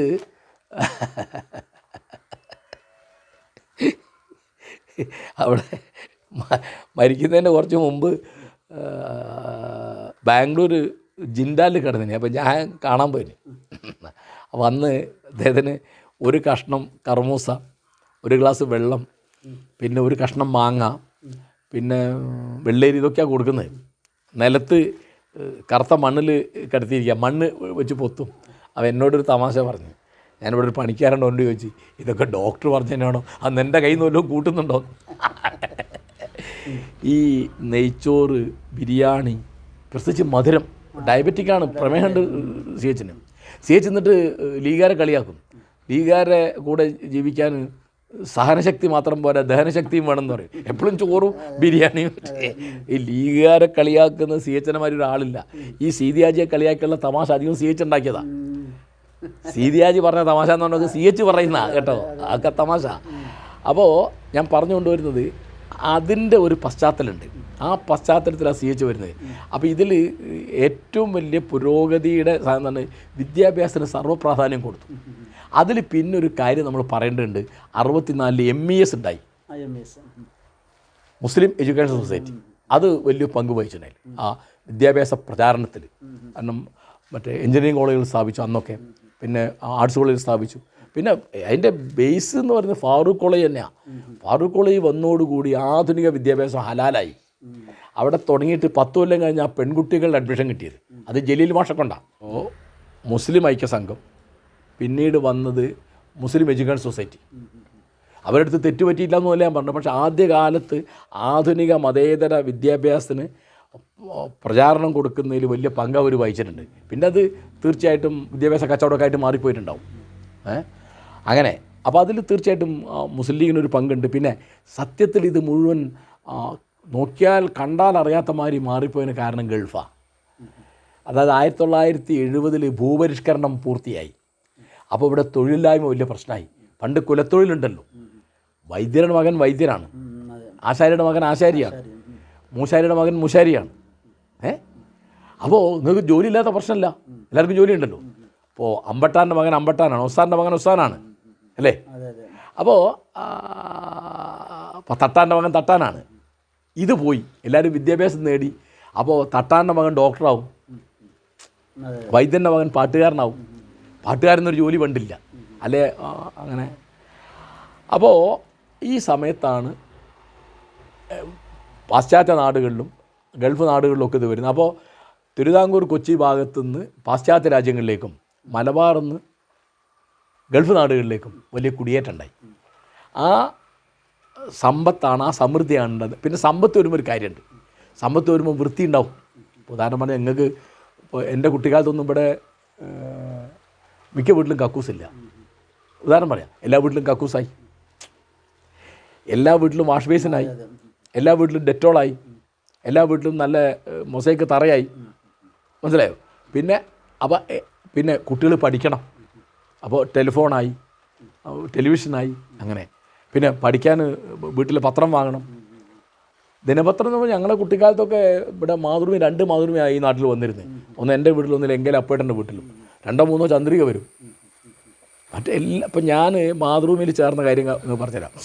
76 ഞാൻ മാതൃഭൂമിയിൽ സബ് എഡിറ്ററായി. സബ് എഡിറ്ററായപ്പോൾ ഞാൻ ആദ്യം ആലോചിച്ചത്, കാരശ്ശേരിയിൽ മാതൃഭൂമി വരണമല്ലോ, ഞാൻ കാരശ്ശേരിക്കാരനല്ലേ. അപ്പോൾ ഞാൻ അന്വേഷിച്ചപ്പോൾ ഇവിടെ പത്രം വരുന്നത്, ഞാൻ അവിടെ നിന്നാണല്ലോ വരുന്നത്, യൂണിവേഴ്സിറ്റിയിൽ നിന്നാണ്. മണാശ്ശേരി ഒരു ഏജൻ്റ് ഉണ്ട്, എന്തോ വാസു ഒറ്റ പറഞ്ഞിട്ട്, അയാൾ ഇവിടെ കൊണ്ടുവരുന്ന പത്രമാണ്. ആ പത്രം എത്താൻ 10:11 മണിയാവും. അപ്പം ഞാൻ പോയിട്ട് സർക്കുലേഷനിലെ ഓഫീസിൽ പോയി. ഞാൻ പറഞ്ഞ കാരശ്ശേരിയിൽ ഒരു മാതൃഭൂമി ഏജൻസി വേണം. അതെന്താണെന്ന് വെച്ചാൽ അന്ന് കാരശ്ശേരി ചെറിയ സ്ഥലമാണ്, കാരശ്ശേരി പഞ്ചായത്ത് കൂടി ഉണ്ടായിട്ടില്ല. 50 വരിക്കാരുണ്ടെങ്കിൽ ഏജൻസി കൊടുക്കാൻ പറ്റുള്ളൂ. ഞാൻ ഇവിടെ വന്ന്, അപ്പം ഇവിടെ നാട്ടിൽ എൻ്റെ ഏട്ടനും ബാക്കി സുഹൃത്തും വലിയ ആവേശമാണ്. കാരണം ഞാൻ മാതൃഭൂമിയിൽ സബ് എഡിറ്ററായിരുന്നു. അപ്പം എനിക്ക് MAക്ക് പിന്നെ 2nd റാങ്ക് ഉണ്ടായിരുന്നു, BAക്ക് 1st റാങ്ക് ഉണ്ടായിരുന്നു. അപ്പോൾ എനിക്ക് മാതൃഭൂമി അന്ന് വലിയ ജോലിയാണ് മാതൃഭൂമിയിൽ. കാരണം അന്ന് ശമ്പളം തുടങ്ങുമ്പോൾ 1500 ഒരു കോളേജ് അധ്യാപകന് 400 ചില്ലാൻ റുപ്യെന്ന് ശമ്പളമുള്ളൂ. കോളേജ് അധ്യാപകന് 3 ഇരട്ടിയാണ് ശമ്പളം. പിന്നെ ഭയങ്കര പ്രസ്റ്റീജാണ് മാതൃഭൂമി സബ് എഡിറ്റർ എന്ന് പറഞ്ഞാൽ ചെറിയ ആളല്ല. അപ്പോൾ ഏട്ടനും ഞാനും കൂടി നടന്നിട്ട് എങ്ങനെ മെനക്കെട്ടിട്ടും 2-3 ദിവസം ഒരാഴ്ചയൊക്കെ മെനക്കെട്ട് 30 ആളെ കിട്ടിയുള്ളൂ ചേരാൻ. ഞാൻ പോയി സെലിബ്രേഷനിൽ പറഞ്ഞ് ഞാൻ എങ്ങനെ മെനക്കെട്ടിട്ടും 30 ആളെ കിട്ടുള്ളൂ. അപ്പോൾ ഇവർ എക്സാമിനും തന്നു എനിക്ക്. സബ് എഡിറ്ററായ ഒരാളൊന്നും പറയില്ല. അപ്പോൾ എൻ്റെ താല്പര്യം കണ്ടിട്ട് സെലിബ്രേഷൻ മനോഹരം ശരി കാരശ്ശേരിക്കൊരു ഇത് കൊടുക്കാമെന്ന്. അപ്പോൾ ഞാൻ പറഞ്ഞ 76 കാരശ്ശേരിയിൽ ഒരു മാതൃഭൂമി ഏജൻസി വരുമ്പോൾ 30 ആളെ കിട്ടിയുള്ളൂ. അന്ന് ഇത് ഇങ്ങോട്ട് ആയിട്ടില്ല, ഗൾഫ് ഇങ്ങോട്ട് ആയിട്ടില്ല. ഇപ്പോൾ ഇവിടെ എല്ലാ വീട്ടിലും പത്രമല്ലേ, ആലോചിച്ച് നോക്കൂ. അപ്പോൾ ഈ സമ്പത്താണ് അതിൻ്റെ അടിയിലെ കാര്യം, സമൃദ്ധിയുടെ.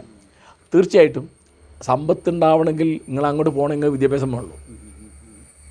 ആ പോകാനുള്ള ഒരു വിദ്യാഭ്യാസം. അങ്ങനെ പിന്നെ സ്വാഭാവികമായിട്ടും ഇവിടുന്ന് നേതാക്കന്മാർ അവിടെ ചെല്ലുന്നു, അവരിവിടെ വരുന്നു, ഇവർക്ക് സ്വീകരണം കൊടുക്കുന്നു, സംഭാവന കൊടുക്കുന്നു, പള്ളി ഇതാക്കുന്നു, സ്കൂളിൻ്റെ വാർഷികം നടക്കുന്നു, പൂർവ്വ വിദ്യാർത്ഥി മേള നടക്കുന്നു, ഒരു മാൾ ഉണ്ടാവുന്നു, കല്യാണം ജോറാവുന്നു, കെട്ടിക്കാൻ പാവപ്പെട്ട കുട്ടികളെ കെട്ടിക്കുന്നു, ചികിത്സിക്കാൻ പൈസ ഇല്ലാത്ത ആൾക്ക് 1 ലക്ഷം 2 ലക്ഷം ഉണ്ടാക്കാൻ അന്ന് വലിയ സംഖ്യ 1 ലക്ഷം എന്ന് പറഞ്ഞത് അതൊക്കെ ഉണ്ടാവുന്നു. അങ്ങനെ അതിലിത് എല്ലാം കൂടിയാണിത്. അതിൽ തീർച്ചയായിട്ടും എല്ലാം ലീഗാന്ന് ഞാൻ പറയില്ല, പക്ഷേ ലീഗിനൊരു റോൾ അതിലുണ്ടെന്ന് ഞാൻ പറയും.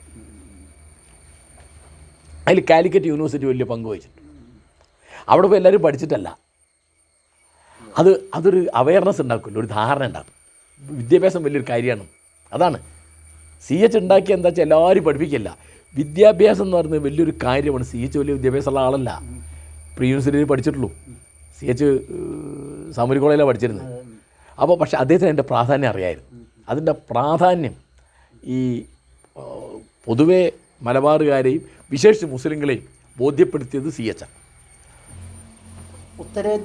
ഉത്തരേന്ത്യൻ സംസ്ഥാനങ്ങളെ അപേക്ഷിച്ച് നോക്കുമ്പോൾ കേരള മുസ്ലിങ്ങൾ വലിയ മുന്നേറ്റം വിദ്യാഭ്യാസ രംഗത്തും എല്ലാ രംഗത്തും കേരള മുസ്ലിങ്ങൾ വലിയ മുന്നേറ്റം ഉണ്ടാക്കിയിട്ടുണ്ട്. അതിൽ മുസ്ലിം ലീഗ് നിർണായക പങ്ക് വഹിച്ചിട്ടുണ്ട് എന്നതിൽ സംശയമില്ലല്ലോ. പിന്നെ മറ്റുള്ള രാഷ്ട്രീയ പാർട്ടികളും പിന്നെ മുസ്ലിം ന്യൂനപക്ഷത്തിൻ്റെ പുരോഗതിക്ക് വേണ്ടി ശ്രമിക്കുന്നതൊക്കെ ഇവിടെ മുസ്ലിം ലീഗ് ഉണ്ട് എന്നുള്ളത് കൊണ്ടാണല്ലോ. സമ്മർദ്ദ ശക്തിയായിട്ട് അല്ലെങ്കിൽ മുസ്ലിം ലീഗ് അങ്ങനെ ഒരു മുസ്ലിം മുന്നോക്കത്തിന് വേണ്ടി ശ്രമിച്ചിട്ടില്ലെങ്കിൽ അത് മുസ്ലിം ലീഗ് ചെയ്യും എന്നുള്ളത് കൊണ്ട്, അഥവാ ഇടതുപക്ഷം അടക്കമുള്ള ആളുകൾ പിന്നെ ഈ മുസ്ലിം ന്യൂനപക്ഷത്തെ സഹായിക്കാൻ വേണ്ടി മുന്നോട്ട് വരുന്നത് പിന്നെ അവർക്ക് മുസ്ലിം ന്യൂനപക്ഷത്തിൻ്റെ പിന്തുണ നഷ്ടപ്പെട്ടു പോകും, അതൊക്കെ മുസ്ലിം ലീഗിലേക്ക് ആളുകളായി പോകുമെന്നും കൂടി ഭയപ്പെട്ടതുകൊണ്ടാണെന്ന് തോന്നുന്നുണ്ടോ സാറിന്? അങ്ങനെയല്ലത് കാണേണ്ടത്. നിങ്ങൾ ആ കാഴ്ചപ്പാട് ശരിയല്ലെന്ന് വയ്ക്കുന്നത്. അതായത് സീതി സാഹിബ് CH ഒക്കെ എടുത്തൊരു നിലപാട് അത് മനസ്സിലാക്കേണ്ടതാണ്. അതായത് CH ഒരിക്കലും എന്നോട് ഞങ്ങൾ ഇത്തരം ഒരു കാര്യം തർക്കിയും എന്നോട് പറഞ്ഞു, കാരശ്ശേരി ഞങ്ങളുടെ പാർട്ടി പറയുന്നത് എന്താ നിങ്ങൾക്ക് അറിയോ? നമ്മുടെ എന്താ അത്, ഞങ്ങൾ മുസ്ലിങ്ങളായതുകൊണ്ട് ഞങ്ങൾക്ക് ഇന്ന കാര്യങ്ങൾ വേണം, ഇന്ന കാര്യങ്ങൾ കിട്ടണം എന്ന് ഞങ്ങൾ ഒരിക്കലും പറയുന്നില്ല. ഞങ്ങളെന്താ പറയുന്നത്? മുസ്ലിങ്ങളായതുകൊണ്ട് ഞങ്ങൾക്ക് അവകാശപ്പെട്ടത് കിട്ടാതെ പോരുന്നു മാത്രമാണ്. അപ്പോൾ നിങ്ങൾ ഉത്തരേന്ത്യൻ സംസ്ഥാനങ്ങളെ പറ്റി പറയുമ്പോൾ ആലോചിക്കേണ്ട പ്രധാനപ്പെട്ട കാര്യങ്ങളുണ്ട്. ഒന്ന്, അവിടുത്തെ ഇപ്പോൾ പഞ്ചാബ് അല്ലെ ബംഗാൾ തുടങ്ങിയുള്ള പഴയ അവിഭക്ത ഭാരതത്തിലെ സംസ്ഥാനങ്ങളിലെ പണക്കാരും ഭൂപ്രഭുക്കളും നേതാക്കന്മാരും ഒക്കെയുള്ള ആളിലൊക്കെ പാകിസ്ഥാനിലേക്ക് പോയി. അത് മനസ്സിലാക്കേണ്ടത്. ഇപ്പോൾ അമൃത്സർ എന്നുള്ള നഗരത്തിൽ ഞാൻ പോയിട്ടുണ്ട്. അവിടുന്നൊരു 10 കിലോമീറ്റർ അകലെയാണ് വാഗ അതിർത്തി. ഞാനവിടെ പോയി. വാഗയിൽ നിന്ന് 32 കിലോമീറ്റർ പോയാൽ ലാഹോറായി. ലാഹോർ വലിയൊരു നഗരമാണ്. അവിടെ വ്യവസായമുണ്ട്, വ്യാപാരമുണ്ട്, പലതുമുണ്ട്. അത് പാകിസ്ഥാനില്ല. അപ്പോൾ നിങ്ങളിവിടെയാണ് ആര്? ഈ പാവപ്പെട്ട ഇവിടെയൊക്കെ ബാക്കിയായതൊക്കെ റിക്ഷാ വണ്ടിക്കാരും പാവപ്പെട്ടവരും ചെരുപ്പ് തുന്നുന്നവരും അതുപോലെ കീഴ്ജാതി എന്ന് വിളിക്കപ്പെട്ട ജാതിയിൽ നിന്ന് മതം മാറിയവരും ആണ് ഇവിടെ ബാക്കിയായത്. ഇവിടെ പല നഗരങ്ങളിലും ബാക്കിയായത്. അന്ന് പേടിച്ചിട്ട് പോയവരുണ്ട്. ഇപ്പോൾ ബോംബെയിൽ നിന്നൊക്കെ അനവധി ആളുകൾ പോയി, ഡൽഹിയിൽ നിന്ന് പോയി, കറാച്ചി ഇവിടെ കൽക്കട്ടയിൽ നിന്ന് പോയി. എന്താ വരുന്നതെന്ന് അറിഞ്ഞൂടാ. അപ്പോൾ ഈ താലിബാൻ അവിടെ വരുമ്പോൾ പെട്ടെന്ന് ആൾക്കാർ അഭയാർത്ഥികൾ ഓടി രക്ഷപ്പെടുന്നുണ്ടല്ലോ. അപ്പോൾ ഈ വർഗീയ കലാപത്തിൻ്റെ മുറിവുകൾ ഇല്ല കേരളത്തിൽ, ദക്ഷിണേന്ത്യയിൽ പൊതുവായിട്ടില്ല. അപ്പോൾ കേരള മുസ്ലിങ്ങളുടെ ഏറ്റവും വലിയ ഗുണം കിട്ടിയ എന്താണെന്ന് വിചാരിച്ചാൽ അവർക്ക് വിഭജനത്തിൻ്റെ ഒരു മുറിവും ഇതും അവർക്ക് കിട്ടിയില്ല. അന്ന് മുഹമ്മദ് അബ്ദുറഹിമാൻ അവരോട് പറഞ്ഞിരുന്നു, നിങ്ങൾ പാകിസ്ഥാൻ വാദം ഉന്നയിക്കരുത്, പാകിസ്ഥാൻ വാദത്തെ അനുകൂലിക്കരുത്. അത് പറഞ്ഞ മുസ്ലിം സമൂഹത്തിൽപ്പെട്ട പ്രധാനപ്പെട്ട നേതാവ് മുഹമ്മദ് അബ്ദുറഹിമാനാണ്. അതേ ഒരു ഘട്ടത്തിൽ പറഞ്ഞു, ഉത്തരേന്ത്യയിലെ ഏതെങ്കിലും ആളുകൾക്ക് അവിടെ ഇപ്പം എന്താ ഉണ്ടായത്, അവിടുത്തെ ഈ പണക്കാർക്ക് ഭരിക്കാനാണ് ഈ സാധനം ഉണ്ടായത്, അല്ല നാട്ടുകാർക്ക് കൊണ്ട് വല്ല കാര്യമുണ്ടോ പാകിസ്ഥാൻ കൊണ്ട്? പാകിസ്ഥാൻ എന്ന് പറഞ്ഞാൽ അബദ്ധമായിരുന്നു, വളരെ വ്യക്തമല്ലേ? ഇപ്പോൾ പാകിസ്ഥാനിൽ ആരാ മുസ്ലിങ്ങളെ കൊല്ലുന്നത്? അവിടെ വിശ്വ ഹിന്ദു പരിഷത്തുണ്ടോ? RSS ഉണ്ടോ? ഹിന്ദു വെള്ളിയാഴ്ച പള്ളിയിൽ ബോംബിടുന്ന ആരാ? അവിടുത്തെ ഈ മറ്റേ മഖബറകളൊക്കെ കത്തിക്കുന്ന ആരാ? ബോംബിട്ട് പൊട്ടിക്കുന്ന ആരാ? മുസ്ലിമിന് രക്ഷയില്ല എന്ന് പറഞ്ഞ് ഉണ്ടാക്കിയതാണല്ലോ ഇത്. പാകിസ്ഥാനിൽ രക്ഷയുണ്ടോ? ഇല്ല. അപ്പോൾ ഞാൻ പറയുന്നത്, ഉത്തരേന്ത്യയിൽ ഇപ്പോൾ ഞാൻ അലിഗഡിൽ കുറച്ചാലും ജോലി ചെയ്തതാണ്. അലിഗഡ് ജില്ലയിലെ ഏറ്റവും പാവപ്പെട്ട കൂട്ടരാരെന്നറിയാം? മുസ്ലിങ്ങളാണ്. എന്താ കാരണം എന്നറിയാം? സാക്ഷരതയിൽ ഏറ്റവും പിന്നിൽ അവരാ. അലിഗഡ് ജില്ലയിൽ, ഉത്തർപ്രദേശിലെ വളരെ പ്രധാനപ്പെട്ട ജില്ലയാണ് അലിഗഡ്. അലിഗഡ് യൂണിവേഴ്സിറ്റി ജോലി ചെയ്യുമ്പോൾ നമ്മളൊരു ഹോട്ടലിൽ പോയാൽ അവിടുത്തെ മേശ തുടയ്ക്കുന്ന പയ്യനോ ചെറുപ്പക്കാരനോ മുസ്ലിമായിരിക്കും, റിക്ഷ വലിക്കുന്നോ മുസ്ലിമായിരിക്കും, ഒരു പിച്ചക്കാരൻ്റെ മുസ്ലിമായിരിക്കും. ഞാൻ കണ്ടതാണ്, ഞാൻ അത്ഭുതപ്പെട്ടു പോയി. അവിടുത്തെ സാധാരണക്കാരിലേക്ക് അത് എത്തിയിട്ടേ ഇല്ല. കേരളത്തിൽ സാധാരണക്കാരിലേക്ക് എത്തി. നിങ്ങൾ ഡൽഹിയിലോ ബോംബെയിലോ ഒക്കെ പോകുമ്പോൾ ഇപ്പോഴും അവിടുത്തെ ചെരുപ്പ് കുത്തി എന്നുള്ളതൊരു സമുദായമാണ് നോർത്ത് ഇന്ത്യയിൽ. അതിനാണ് അൻസാരി എന്ന് പറയുന്നത്. അൻസാരി എന്ന് പറഞ്ഞ ഒരു ജാതിപ്പേരാണ് മുസ്ലിങ്ങളുടെ ഇടയിലുള്ള. ചെരുപ്പ് കുത്തുന്ന സമുദായ ചണ്ടാല വിഭാഗത്തിൽപ്പെട്ട കൂട്ടരവർ, മനസ്സിലായോ? അപ്പോൾ അവിടുത്തെ കാര്യങ്ങൾ ഇവിടെയായിട്ട് വളരെ വ്യത്യാസമുണ്ട്. അതിലൊരു കാര്യമുള്ളത് എന്താ വെച്ചാൽ, വ്യവസായം, വ്യാപാരം, വിദ്യാഭ്യാസം തുടങ്ങിയുള്ള കാര്യങ്ങളൊക്കെ മുന്നിൽ നിന്ന ആളുകൾ, അതാ രാജ്യം തന്നെ വിഭജിച്ചു പോയി. പഞ്ചാബ് 2ആയി, ബംഗാൾ 2ആയി, അങ്ങനെയല്ല, മനസ്സിലായോ? അപ്പോൾ വിഭജനത്തിൻ്റെ ഇരകളാണവർ. ഇവിടുത്തെ ഈ മതവികാരം ഇളക്കി വിട്ടിട്ട് മതരാഷ്ട്രീയം പറഞ്ഞിട്ട് ഈ അബുൽ കലാം ആസാദ് പറഞ്ഞതോ, മുഹമ്മദ് അബ്ദുറഹിമാൻ പറഞ്ഞതോ, മൊയ്ദ് മൗലവി പറഞ്ഞതോ, ഖാൻ അബ്ദുൽ ഗാഫർ ഖാൻ പറഞ്ഞതോ ഒന്നും കേട്ടില്ല. ആര് പറഞ്ഞാൽ കേട്ടത്? മുഹമ്മദ് അലി എന്നെ പറഞ്ഞാൽ കേട്ടത്. മനസ്സിലാവുണ്ടോ? അപ്പോൾ അവിടെ അവിടുത്തെ ആളുകളെ പറ്റി ഒന്നിച്ചൊരു സ്കൂളിൽ പഠിക്കാൻ അവർക്ക് പേടിയുണ്ടാവും. മുസ്ലിങ്ങൾക്കും പേടിയുണ്ടാവും, ഹിന്ദുക്കൾക്കും സിഖുകാർക്കും പേടിയുണ്ടാവും, അല്ലേ? ഇപ്പോൾ ഇവിടെ പ്രശ്നമില്ലല്ലോ. നിങ്ങൾ പഠിച്ച സാധാരണ സ്കൂളല്ലേ? അവിടെ മറ്റേ നിങ്ങളെ ടീച്ചർമാരോ മാഷന്മാരോ ഹിന്ദുവോ മുസ്ലിമോ ക്രിസ്ത്യാനോ നിങ്ങൾ നോക്കിനോ? നിങ്ങൾ അപ്പുറത്തിരിക്കുന്ന ആരോ നോക്കിനോ? ഇല്ലല്ലോ. ഉണ്ടോ? ഇല്ല. ഇപ്പോഴാണ് ഇവിടെ മുസ്ലിം സ്കൂൾ വേറെ വേണം, ക്രിസ്ത്യൻ സ്കൂൾ വേറെ വേണം എന്നൊക്കെ പറഞ്ഞിട്ട്, അല്ലേ? നമ്മുടെ സംസ്കാരം എന്ന് പറഞ്ഞാൽ എന്താ? നിങ്ങൾ നിസ്കരിക്കുക അല്ലേ? വേണ്ട. പക്ഷേ നിങ്ങൾ ഈ കളിക്കാനും കുളിക്കാനും പാട്ടുപാടാനും ചിത്രം വരയ്ക്കാനും പരീക്ഷ എഴുതാനൊക്കെ വരുമ്പോൾ നിങ്ങളെ കൂടെയുള്ള വിലാസിനിയാണോ രാഘവനാണോ ജോസഫാണോ നോക്കേണ്ട കാര്യമില്ല. ഉണ്ടോ? അങ്ങനെ നമ്മളൊക്കെ വളർന്ന് നമുക്കൊന്നും ഇത് മനസ്സിലാവുന്നില്ല. നമ്മുടെ കൂടുതലിപ്പോൾ എൻ്റെ ഉമ്മയ്ക്കോ വാപ്പയ്ക്കോ ഒന്നും ഞാൻ കണ്ടിട്ടേ ഇല്ല. വീട്ടിലൊരാൾ വരുമ്പോൾ അയാൾ ഏത് ജാതിക്കാരനാണ് ഏത് മതക്കാരനാണെന്നുള്ള വിവേചനം എൻ്റെ വീട്ടിൽ ഞാൻ കണ്ടിട്ടേ ഇല്ല. അപ്പോൾ എൻ്റെ വീട്ടിൽ ഞങ്ങളെ ഒരു 10 വീട് അപ്പുറമുള്ള ഒരു ആണ്ടിക്കുട്ടി നിർത്തുണ്ടായി, വളരെ ദരിദ്രനായ പയ്യനാണ്. എൻ്റെ ഉമ്മ പോറ്റിയാണ് അവനെ. കാരണം അവൻ്റെ അച്ഛൻ മരിച്ചു പോയി, അവൻ്റെ അമ്മയ്ക്ക് നോക്കാൻ നിവൃത്തിയില്ല. അങ്ങനെ പിന്നെ അവനൊരു പള്ളവേദനക്കാരനായിരുന്നു, അവന് ജോലിയും ചെയ്യാൻ വയ്യ. കുറച്ച് മുതിർന്നപ്പോൾ ബാപ്പ അവനൊരു കച്ചവടം ഇട്ട് കൊടുത്തു, ചായപ്പീടിയ. വാപ്പയുടെ കൂടെ ചായപ്പീടിയ, മുടക്കൊക്കെ വാപ്പയുടെയാണ്. അവരും ബാപ്പയ്ക്ക് പിന്നെ ലാഭത്തിനൊന്നും പ്രശ്നമില്ല. ഒരു ഘട്ടം കഴിഞ്ഞപ്പോൾ അവൻ കല്യാണമൊക്കെ കഴിഞ്ഞതിന് ശേഷമാണ് പള്ളവേദന വന്ന് ഓപ്പറേഷൻ തീരുമാനിച്ച് അവൻ തൂങ്ങി മരിച്ചു. ഞാൻ പറയാം. അപ്പോൾ നമ്മളൊക്കെ വീട്ടിൽ ഇവരിപ്പോൾ അവിടെ പണിക്കാരത്തികളുണ്ട്, ചെറുമിയലുണ്ട്, അല്ലെങ്കിൽ ചെറുമക്കളുണ്ട്. അപ്പോൾ ഇവരൊക്കെ ഇപ്പോൾ ഉമ്മയുടെ കൂടെ ഇവർക്ക് ആഹാരം കഴിക്കുന്നത് പലകെട്ടിട്ട് നമുക്കൊന്നും ഒരു വ്യത്യാസം ഒരിക്കലും തോന്നിയിട്ടില്ല. അത് സ്കൂളിൽ അങ്ങനെയാണ് നമ്മൾ പഠിക്കേണ്ടത്. അവിടെ അതൊന്നും ഇല്ല. ഉദാഹരണം ഞാൻ പറഞ്ഞുതരാം. നിങ്ങളെ ഭാഷയല്ല മലയാളം നിങ്ങൾക്ക് ഇപ്പോൾ തോന്നിയിട്ടുണ്ടോ? ഉണ്ടോ? ഒരു നിങ്ങൾ കർണാടകയിൽ പോയാൽ അവിടുത്തെ മുസ്ലിമിന് തോന്നുമല്ലോ അവൻ്റെ ഭാഷ ഉറുദുവാണ്, കർണാടക അല്ല. ശരിയാണത്. ഹൈദരാബാദ് പോയി തോന്നുമല്ലോ തെലുങ്ക് അവൻ്റെ ഭാഷയല്ല. തീർന്നില്ലേ? ഭാഷ വലിയ പ്രശ്നം. ഞാൻ പറഞ്ഞതാ, ഉമ്മ എന്ന് പറഞ്ഞാൽ ഈ മാതൃഭാഷയും മാതൃഭൂമിയും ഒക്കെ വരുന്ന പറഞ്ഞതാ. ഇവിടുത്തെ സമാധാനത്തിൻ്റെ പ്രധാന കാര്യം എന്താ? നമ്മളൊക്കെ മലയാളികളാണ്. മറ്റിടത്ത് അങ്ങനെയല്ല. നിങ്ങൾ ആന്ധ്രാപ്രദേശിൽ ഇപ്പോൾ തെലുങ്ക് നാട്ടിൽ പോയ എന്താണ് അവിടെ? ഇപ്പോൾ എനിക്കുണ്ടായ അനുഭവം, ഞാൻ ഹൈദരാബാദ് യൂണിവേഴ്സിറ്റിയിൽ ഒരു കോഴ്സ് ചെയ്യുമ്പോൾ രാവിലെ പതിപോലെ നടക്കാൻ പോയി.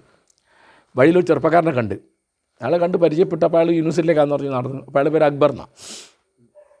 അപ്പോൾ എന്താണ്, അയാൾ അവിടെ യൂണിവേഴ്സിറ്റിയിൽ ഒരു സ്റ്റാഫാണ്. നല്ല ചെറുപ്പക്കാരൻ. അപ്പോൾ അങ്ങനെ വർത്തമാനം പറഞ്ഞ് അയാൾ അവിടുത്തുകാരനാണ്, ഹൈദരാബാദിയാണ്. അപ്പം ഞാൻ എൻ്റെ തലേന്ന് തെലുങ്ക് ഭാഷയിലുള്ള ശ്രീശ്രീ എന്നൊരു കവിയുണ്ട്, അയാളുടെ ഒരു കവിത പരിഭാഷപ്പെടുത്തുമ്പോൾ അവിടുത്തെ മുസ്ലിം സംസ്കാരവുമായി ബന്ധപ്പെട്ട ഒരു പ്രശ്നം ഞങ്ങൾക്ക് മനസ്സിലാത്തൊരു കാര്യം ഉണ്ടായിരുന്നു. അത് ചന്ദ്രശേഖർ എന്ന് പറഞ്ഞാൽ എൻ്റെ സുഹൃത്തുണ്ട് അവിടെ, അവൻ തെലുങ്കനാണ്. അവന് ഞാനോട് ഇത് പരിഭാഷപ്പെടുത്തുന്നത് മലയാളത്തിലേക്ക്. അയാൾ വളരെ പ്രസിദ്ധനായ കവിയാണ്. അപ്പം ഞാൻ ഇയാളോട് ചോദിച്ചു ഈ ശ്രീശ്രീയുടെ ഇന്ന കവിതയെപ്പറ്റി. അപ്പോൾ അയാൾ ശ്രീശ്രീയോ അതാരാന്ന് ചോദിച്ചു. ഞാൻ ഞെട്ടി. അയാൾ അങ്ങനെ അഖിലേന്ത്യാ പ്രസിദ്ധനായ ഒരു തെലുങ്ക് കവിയാണ് അയാൾ. ചോദിച്ചു തെലുങ്ക് കവി, എനിക്ക് തെലുങ്ക് ഞാൻ പഠിച്ചിട്ടില്ല. തെലുങ്ക് പഠിച്ചിട്ടില്ലേ? നിങ്ങൾ തെലുങ്കനല്ലേ? തെലുങ്കനാണ്. എന്നിട്ടോ? ഞാൻ ഉറുദു സ്കൂളിലാണ് പഠിച്ചത്, അതുകൊണ്ട് എനിക്ക് തെലുങ്ക് സംസാരിക്കാൻ അറിയാം, എഴുതാനും വായിക്കാനും അറിയില്ല. ഇത് ഹൈദരാബാദിൽ ജനിച്ച ഒരു കുട്ടിയാണ് അയാൾ, ചെറുപ്പക്കാരൻ. ഡിഗ്രി പാസ്സായ ആളാണ്. അയാളുടെ ഭാഷ ഉറുദുവാണ്. അയാളുടെ ഭാഷ ഉറുദുവാണ്. കണ്ടോ? ഇതൊക്കെ നോർത്ത് ഇന്ത്യയിലെ പല പ്രശ്നങ്ങളിലും ഒരു പ്രശ്നമാണ് ഞാൻ പറഞ്ഞത്. ഈ ഉറുദു എന്ന് പറയുന്ന ഭാഷ പിന്നോക്കം പോകാനുള്ള പ്രധാന കാര്യം മുഖ്യധാരയുടെ കൂടെ പോകണം. മുഖ്യധാരയുടെ കൂടെ പോകണം എന്ന് പഠിപ്പിച്ചതാണ് ആര്? സീതി സാഹിബ്, CH. മുഖ്യധാരയുടെ കൂടെ പോരെന്ന് പഠിപ്പിക്കുന്നതാണ് ജമാഅത്തെ ഇസ്ലാമി. മുഖ്യധാരയുടെ കൂടെ പോരെന്ന് പഠിപ്പിക്കുന്നതാണ് SDPI. വ്യത്യാസം മനസ്സിലായോ? അത് വകതിരിച്ച് നമ്മൾ വേറെയാണ്, അവർ വേറെയാണ്, നമ്മൾ വേറെയാണ്, അവർ വേറെയാണെന്ന് പറയുമ്പോൾ നാശമാണ് ഉണ്ടാവുക. അതുകൊണ്ടാണ് ഞാൻ ജമാഅത്ത് ഇസ്ലാമിയെ എതിർക്കുന്നത്. അല്ലെ എനിക്കവരുടെ വല്ല വ്യക്തിവിരോധമുണ്ടോ? അല്ലേ? അപ്പോൾ നമ്മളൊക്കെ പഠിച്ചു, എത്ര കൊല്ലം നമ്മളൊക്കെ സ്കൂളിലും കോളേജിലും പഠിച്ചു. അങ്ങനെ ഒരുമിച്ച് ജീവിക്കണം. അത് നിങ്ങൾ മുസ്ലിമാണ്, ഓക്കെ. ഒരാൾ ക്രിസ്ത്യാനിയാണ്, ഓക്കെ. ഒരാൾ ഹിന്ദുവാണ്, ഓക്കെ. നിങ്ങൾ പ്രാർത്ഥിക്കുക. ഇതല്ലേ വ്യത്യാസമുള്ളൂ. നിങ്ങൾ ഏത് പേരിലാണ് ദൈവത്തെ വിളിക്കുന്നത്, ഏത് ദേവാലയത്തിലാണ് പോകുന്നത്, നിങ്ങളെ കല്യാണം എങ്ങനെയാണ്, നിങ്ങളെ ശവസംസ്കാരം എങ്ങനെയാണ്, വേറെ വ്യത്യാസമൊന്നുമില്ലല്ലോ. നമ്മൾ ഇവിടുത്തെ തുണിയല്ലേ ഞാൻ നിങ്ങൾ കൊടുത്ത്, അല്ലേ? ഇവിടുത്തെ കുപ്പായല്ലേ നിങ്ങൾ ഇട്ട്, അല്ലേ? ഇത് അറേബ്യയിലെ കന്തൂറയാണോ? അല്ലല്ലോ. അപ്പോൾ നമ്മൾ ഇവിടുത്തെ കഥകളി കാണുന്നു, ഇവിടുത്തെ മാപ്പിളപ്പാട്ട് കേൾക്കുന്നു, എല്ലാവരും കേൾക്കുന്നു മാപ്പിളപ്പാട്ട്, എല്ലാവരും കാണുന്നു കഥകളി, എല്ലാവരും കാണുന്നു ഒപ്പന, എല്ലാവരും കാണുന്നു ചവിട്ട് നാടകം, എല്ലാവരും കാണുന്നു കൂത്ത്, എല്ലാവരും കാണുന്നു സിനിമ, എല്ലാവരും കാണുന്നു നാടകം. കണ്ടോ? അപ്പോൾ നമ്മുടെ ഭൂപ്രകൃതി തുല്യമാണ്, അല്ലേ? മഴ തുല്യമാണ്, പുഴ തുല്യമാണ്, റോഡ് തുല്യമാണ്. പിന്നെ എന്താ വ്യത്യാസമുള്ളത്? പിന്നെ ഇതൊക്കെ ഇസ്ലാമിക മഴ അല്ല. ഉണ്ടോ? ഇസ്ലാമിക ചോറുണ്ടോ? ഇല്ല.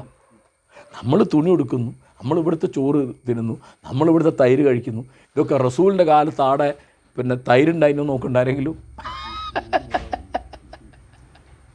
അപ്പം ഇതൊക്കെ പഠിക്കാനുണ്ടെന്നാ കള്ളം പറയരുത്, ഒരു പാടാൻ കക്കരുത്, ആക്രമിക്കരുത്.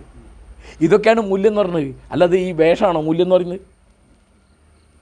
വേഷങ്ങൾ വേണം, ഇട്ടില്ലെങ്കിൽ ഇല്ല, കഴിഞ്ഞ്.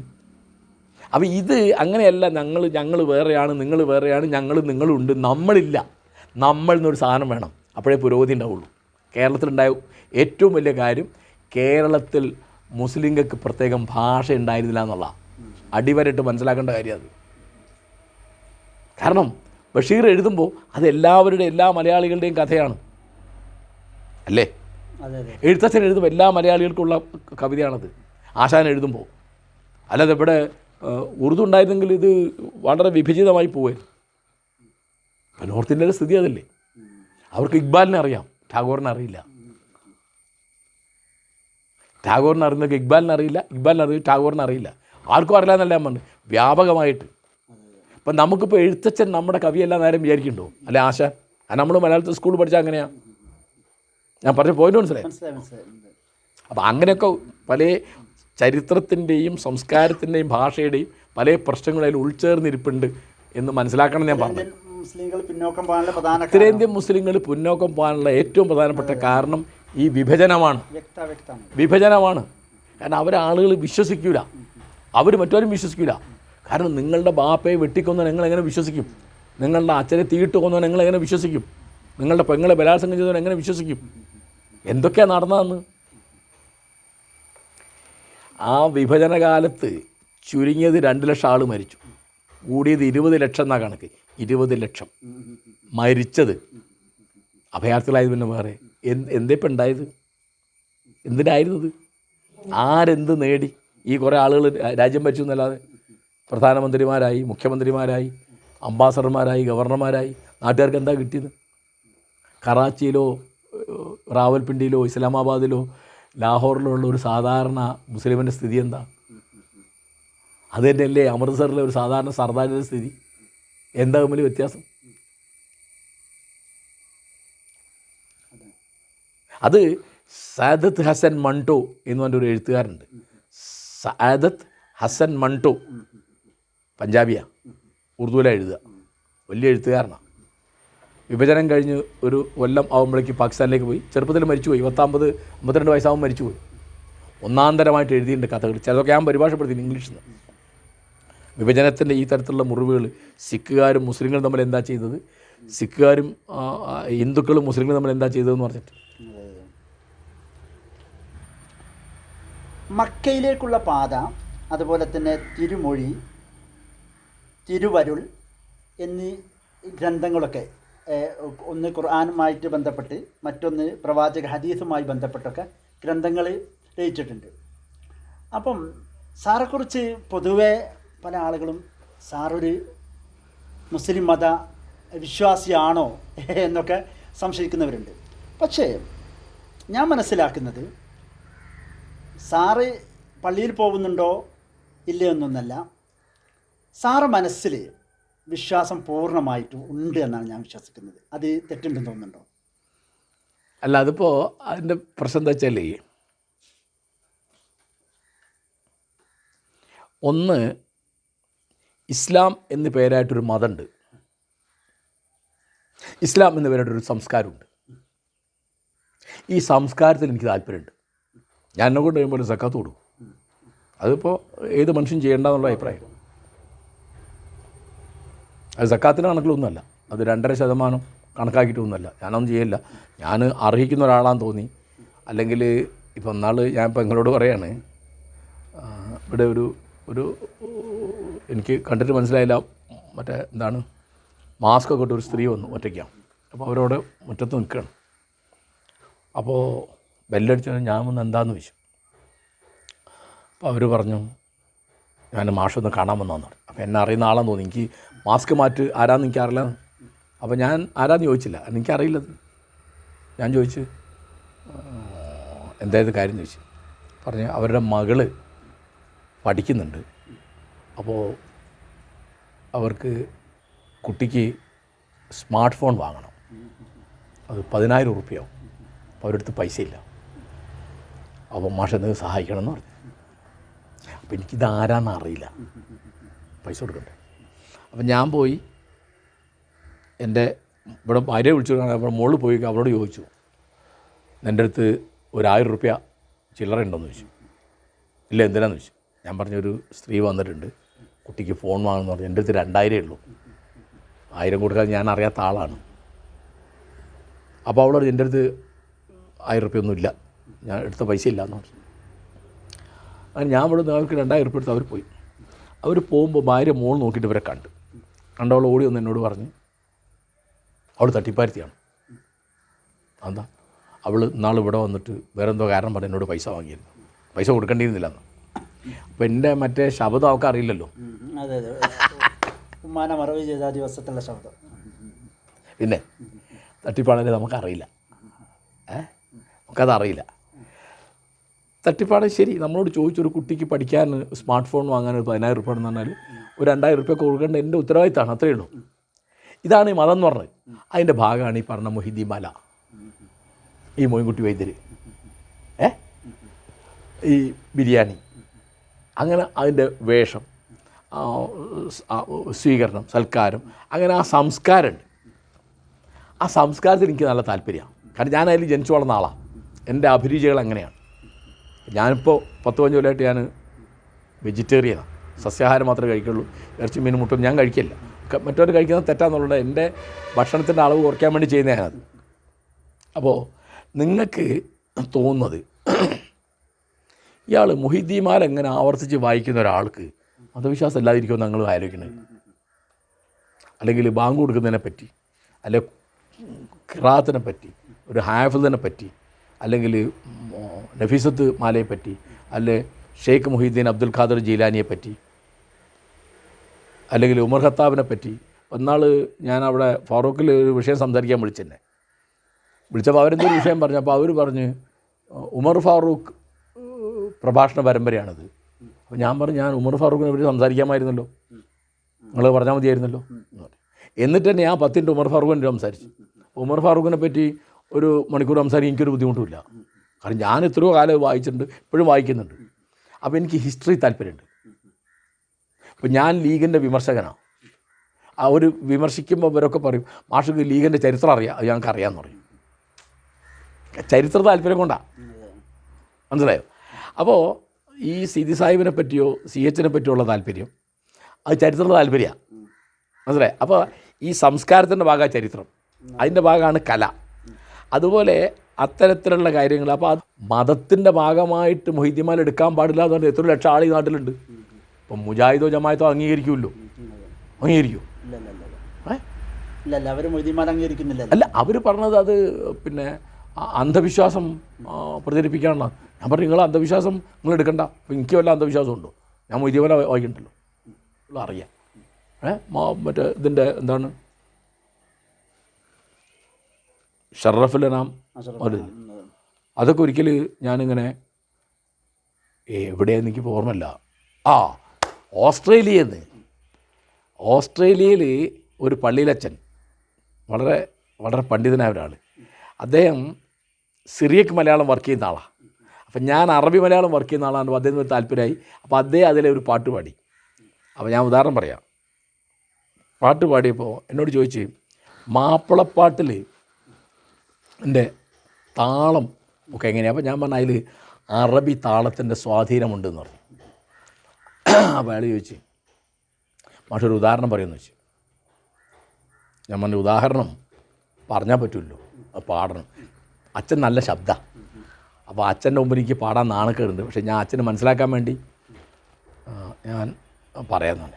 അത് ഞാൻ പറഞ്ഞു, അശ്റഖൽ ബദറു അലൈനാ മിൻ സാനിയത്തിൽ വിദാഇ. ഇതേ മട്ടിലൊരു മാപ്പിളപ്പാട്ടുണ്ട്. നബിയേ മുഹമ്മദ് നബിയേ, നബിമാരിയിലുള്ള നിധിയെ, തങ്ങളെ ഷഫാ അല്ലാതെ ഞങ്ങൾക്ക് ഇല്ല ഷഫീയെ. അപ്പോൾ ഞാൻ ഉദാഹരണം പറഞ്ഞു, നബിയേ മു എന്ന് പറഞ്ഞാൽ അവിടെ മുറിയില്ല മലയാളം, അത് അറബി താളത്തിലായിട്ടാണ്. നബിയേ മുഹമ്മദ് നബി എന്ന് മലയാളത്തിൽ പറയില്ല, മനസ്സിലായോ? അത് മുറിഞ്ഞത് എന്തുകൊണ്ടാണ്? അത് അറബി താളായതുകൊണ്ടാണ് മുറിഞ്ഞ്. അപ്പം അച്ഛൻ പറഞ്ഞു വളരെ ശരിയാണ്, ഞാൻ പറയാം. അപ്പോൾ എനിക്ക് ഇപ്പോൾ നാൾ ഒരിക്കൽ അയ്യുഹൽ മബൂസു ഫീന ഹുംതാബിൽ അമ്രിൽ മുതാഴി എന്നുള്ള വരി അപ്പോൾ ഞാൻ അത് പരിഭാഷപ്പെടുത്തി. എന്തോ ഒരു കാരണം, ഞങ്ങളിലേക്ക് അയക്കപ്പെട്ടവനെ അനുസരിക്കപ്പെടുന്ന വാക്കുമായി നീ വന്നെത്തിയിരിക്കുന്നു എന്ന്. എന്തോ മൗലൂദിനെ പറ്റി ഇവിടെ ആരെന്ന് പറഞ്ഞു. ഞാൻ പറഞ്ഞു, അതിലെ കവിതയെപ്പറ്റി നിങ്ങൾക്ക് എന്താ അറിയുക? എന്തൊരു വാക്യാണത്. അതുപോലെ ഞാൻ പറഞ്ഞു, അന്ത ഷംസുൻ, സൂര്യൻ നീയാണ്. അന്ത കമറുൻ, ചന്ദ്രൻ നീയാണ്. അന്ത നൂറുൻ ഫൗക്ക നൂരി, എല്ലാ പ്രകാശങ്ങളിലേക്കും വെച്ച് വലിയ പ്രകാശവും നീയാണ്. എനിക്ക് ഈ അലങ്കാര കൽപ്പനയിലാണ് താല്പര്യം. അത് കലയുടെ രീതി, അത് പറഞ്ഞു മനസ്സിലായി.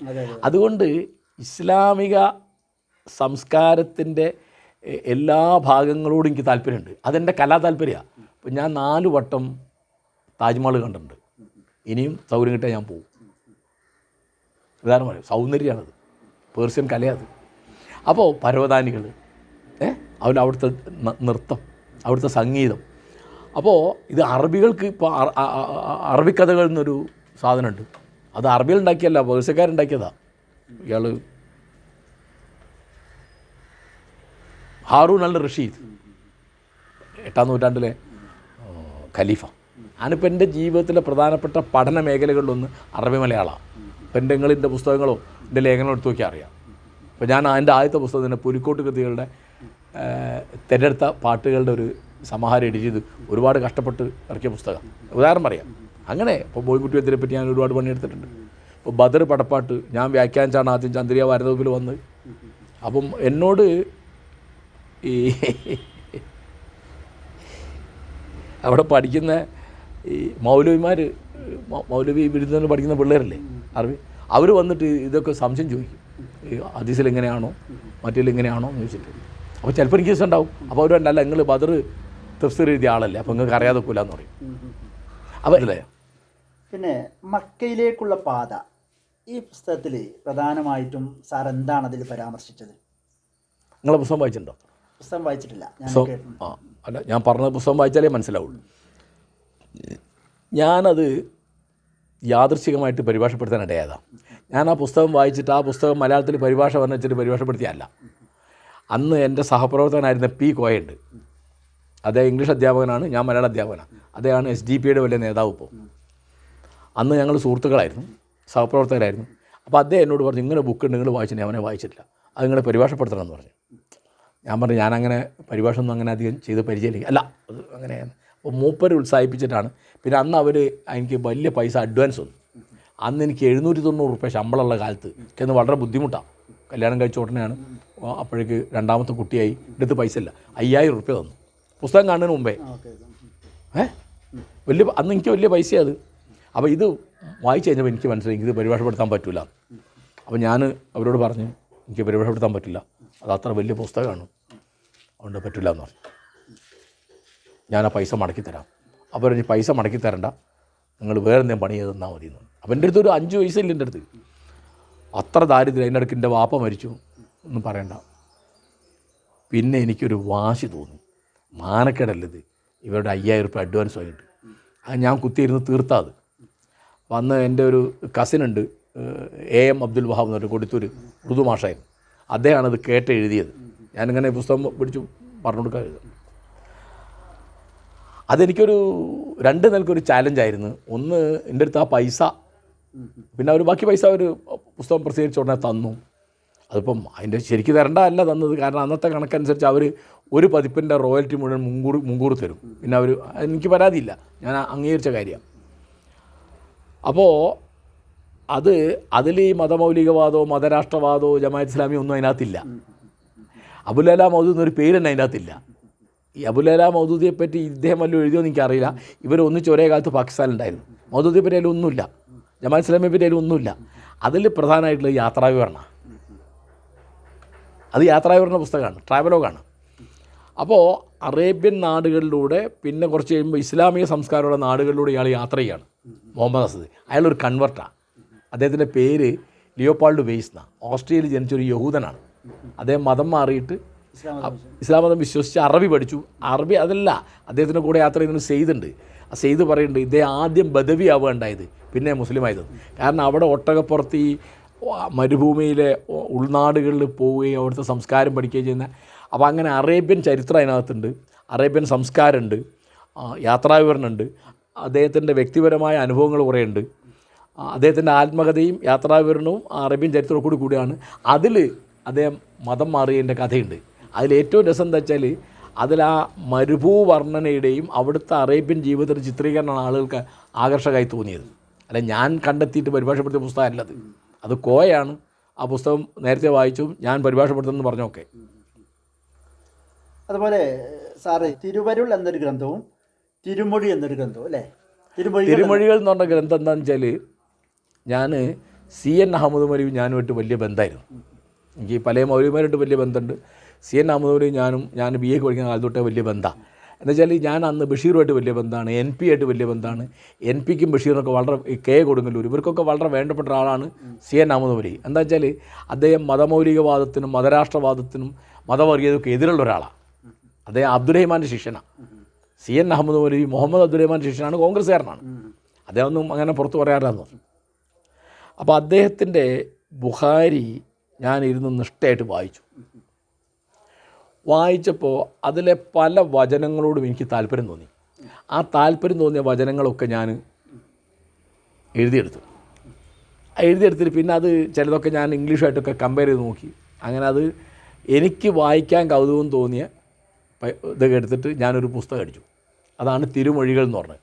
അതിന് ബഷീർ പറഞ്ഞൊരു കാര്യമുണ്ട്, സഹീഹ് കാരശ്ശേരി എന്നാണ് ബഷീർ പറയുക.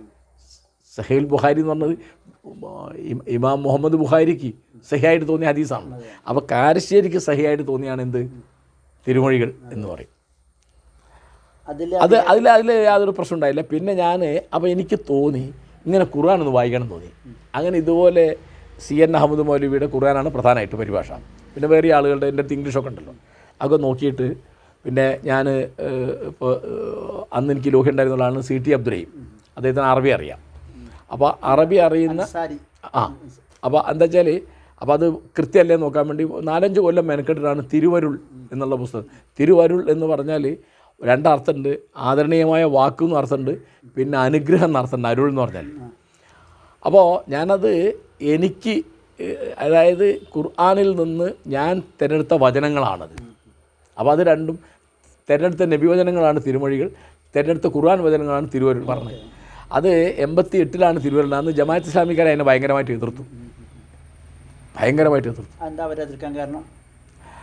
അവർ അത് പറഞ്ഞത് അത് ഇപ്പം അതിൻ്റെ അവസാനത്തെ വാക്യം എന്താണെന്നറിയോ? നിങ്ങൾക്ക് നിങ്ങളുടെ മതം, എനിക്ക് എൻ്റെ മതവും, ലക്കും ദീനുക്കും വലിയ ദീൻ. അതിലാണ് അവസാനിച്ചത്. അപ്പോൾ ഖുർആൻ അങ്ങനെയാണ് അവസാനിക്കുന്നതല്ല. അപ്പോൾ ഞാനതിൽ മുഖവരെ പറഞ്ഞിരുന്നു, ഖുർആനിലുള്ളതല്ല ഇതിനകത്തില്ല, പക്ഷെ ഖുർആൻ ഇല്ലാത്തൊന്നും ഇതിനകത്തില്ല. അതാണ് എൻ്റെ നയം. അപ്പോൾ അത് ഞാനത് എന്താ ചെയ്തതെന്ന് ചോദിച്ചാൽ, ഞാൻ ആ പുസ്തകം എഴുതിയിട്ട് എൻ്റെ ഒരു സുഹൃത്തുണ്ട്, PK ദയാനന്ദ്, എൻ്റെ ഏറ്റവും അടുത്ത സുഹൃത്താണ്. ഞങ്ങൾ ഒന്നിച്ച് പഠിച്ചതാണ്. അപ്പോൾ ഞാൻ അവനത് കൊണ്ടു കൊടുത്തു. ഞാൻ പറഞ്ഞു, നീ അത് വായിക്കുക. എന്താ അത് ഖുർആൻ വചനങ്ങളുടെ തിരഞ്ഞെടുത്ത സമാഹാരമാണ്. എന്നിട്ടോ നീ വായിച്ചിട്ട് നിനക്ക് ഒറ്റ വായനയിൽ മനസ്സിലാവത്തൊക്കെ വെട്ടിക്കളയുന്നു.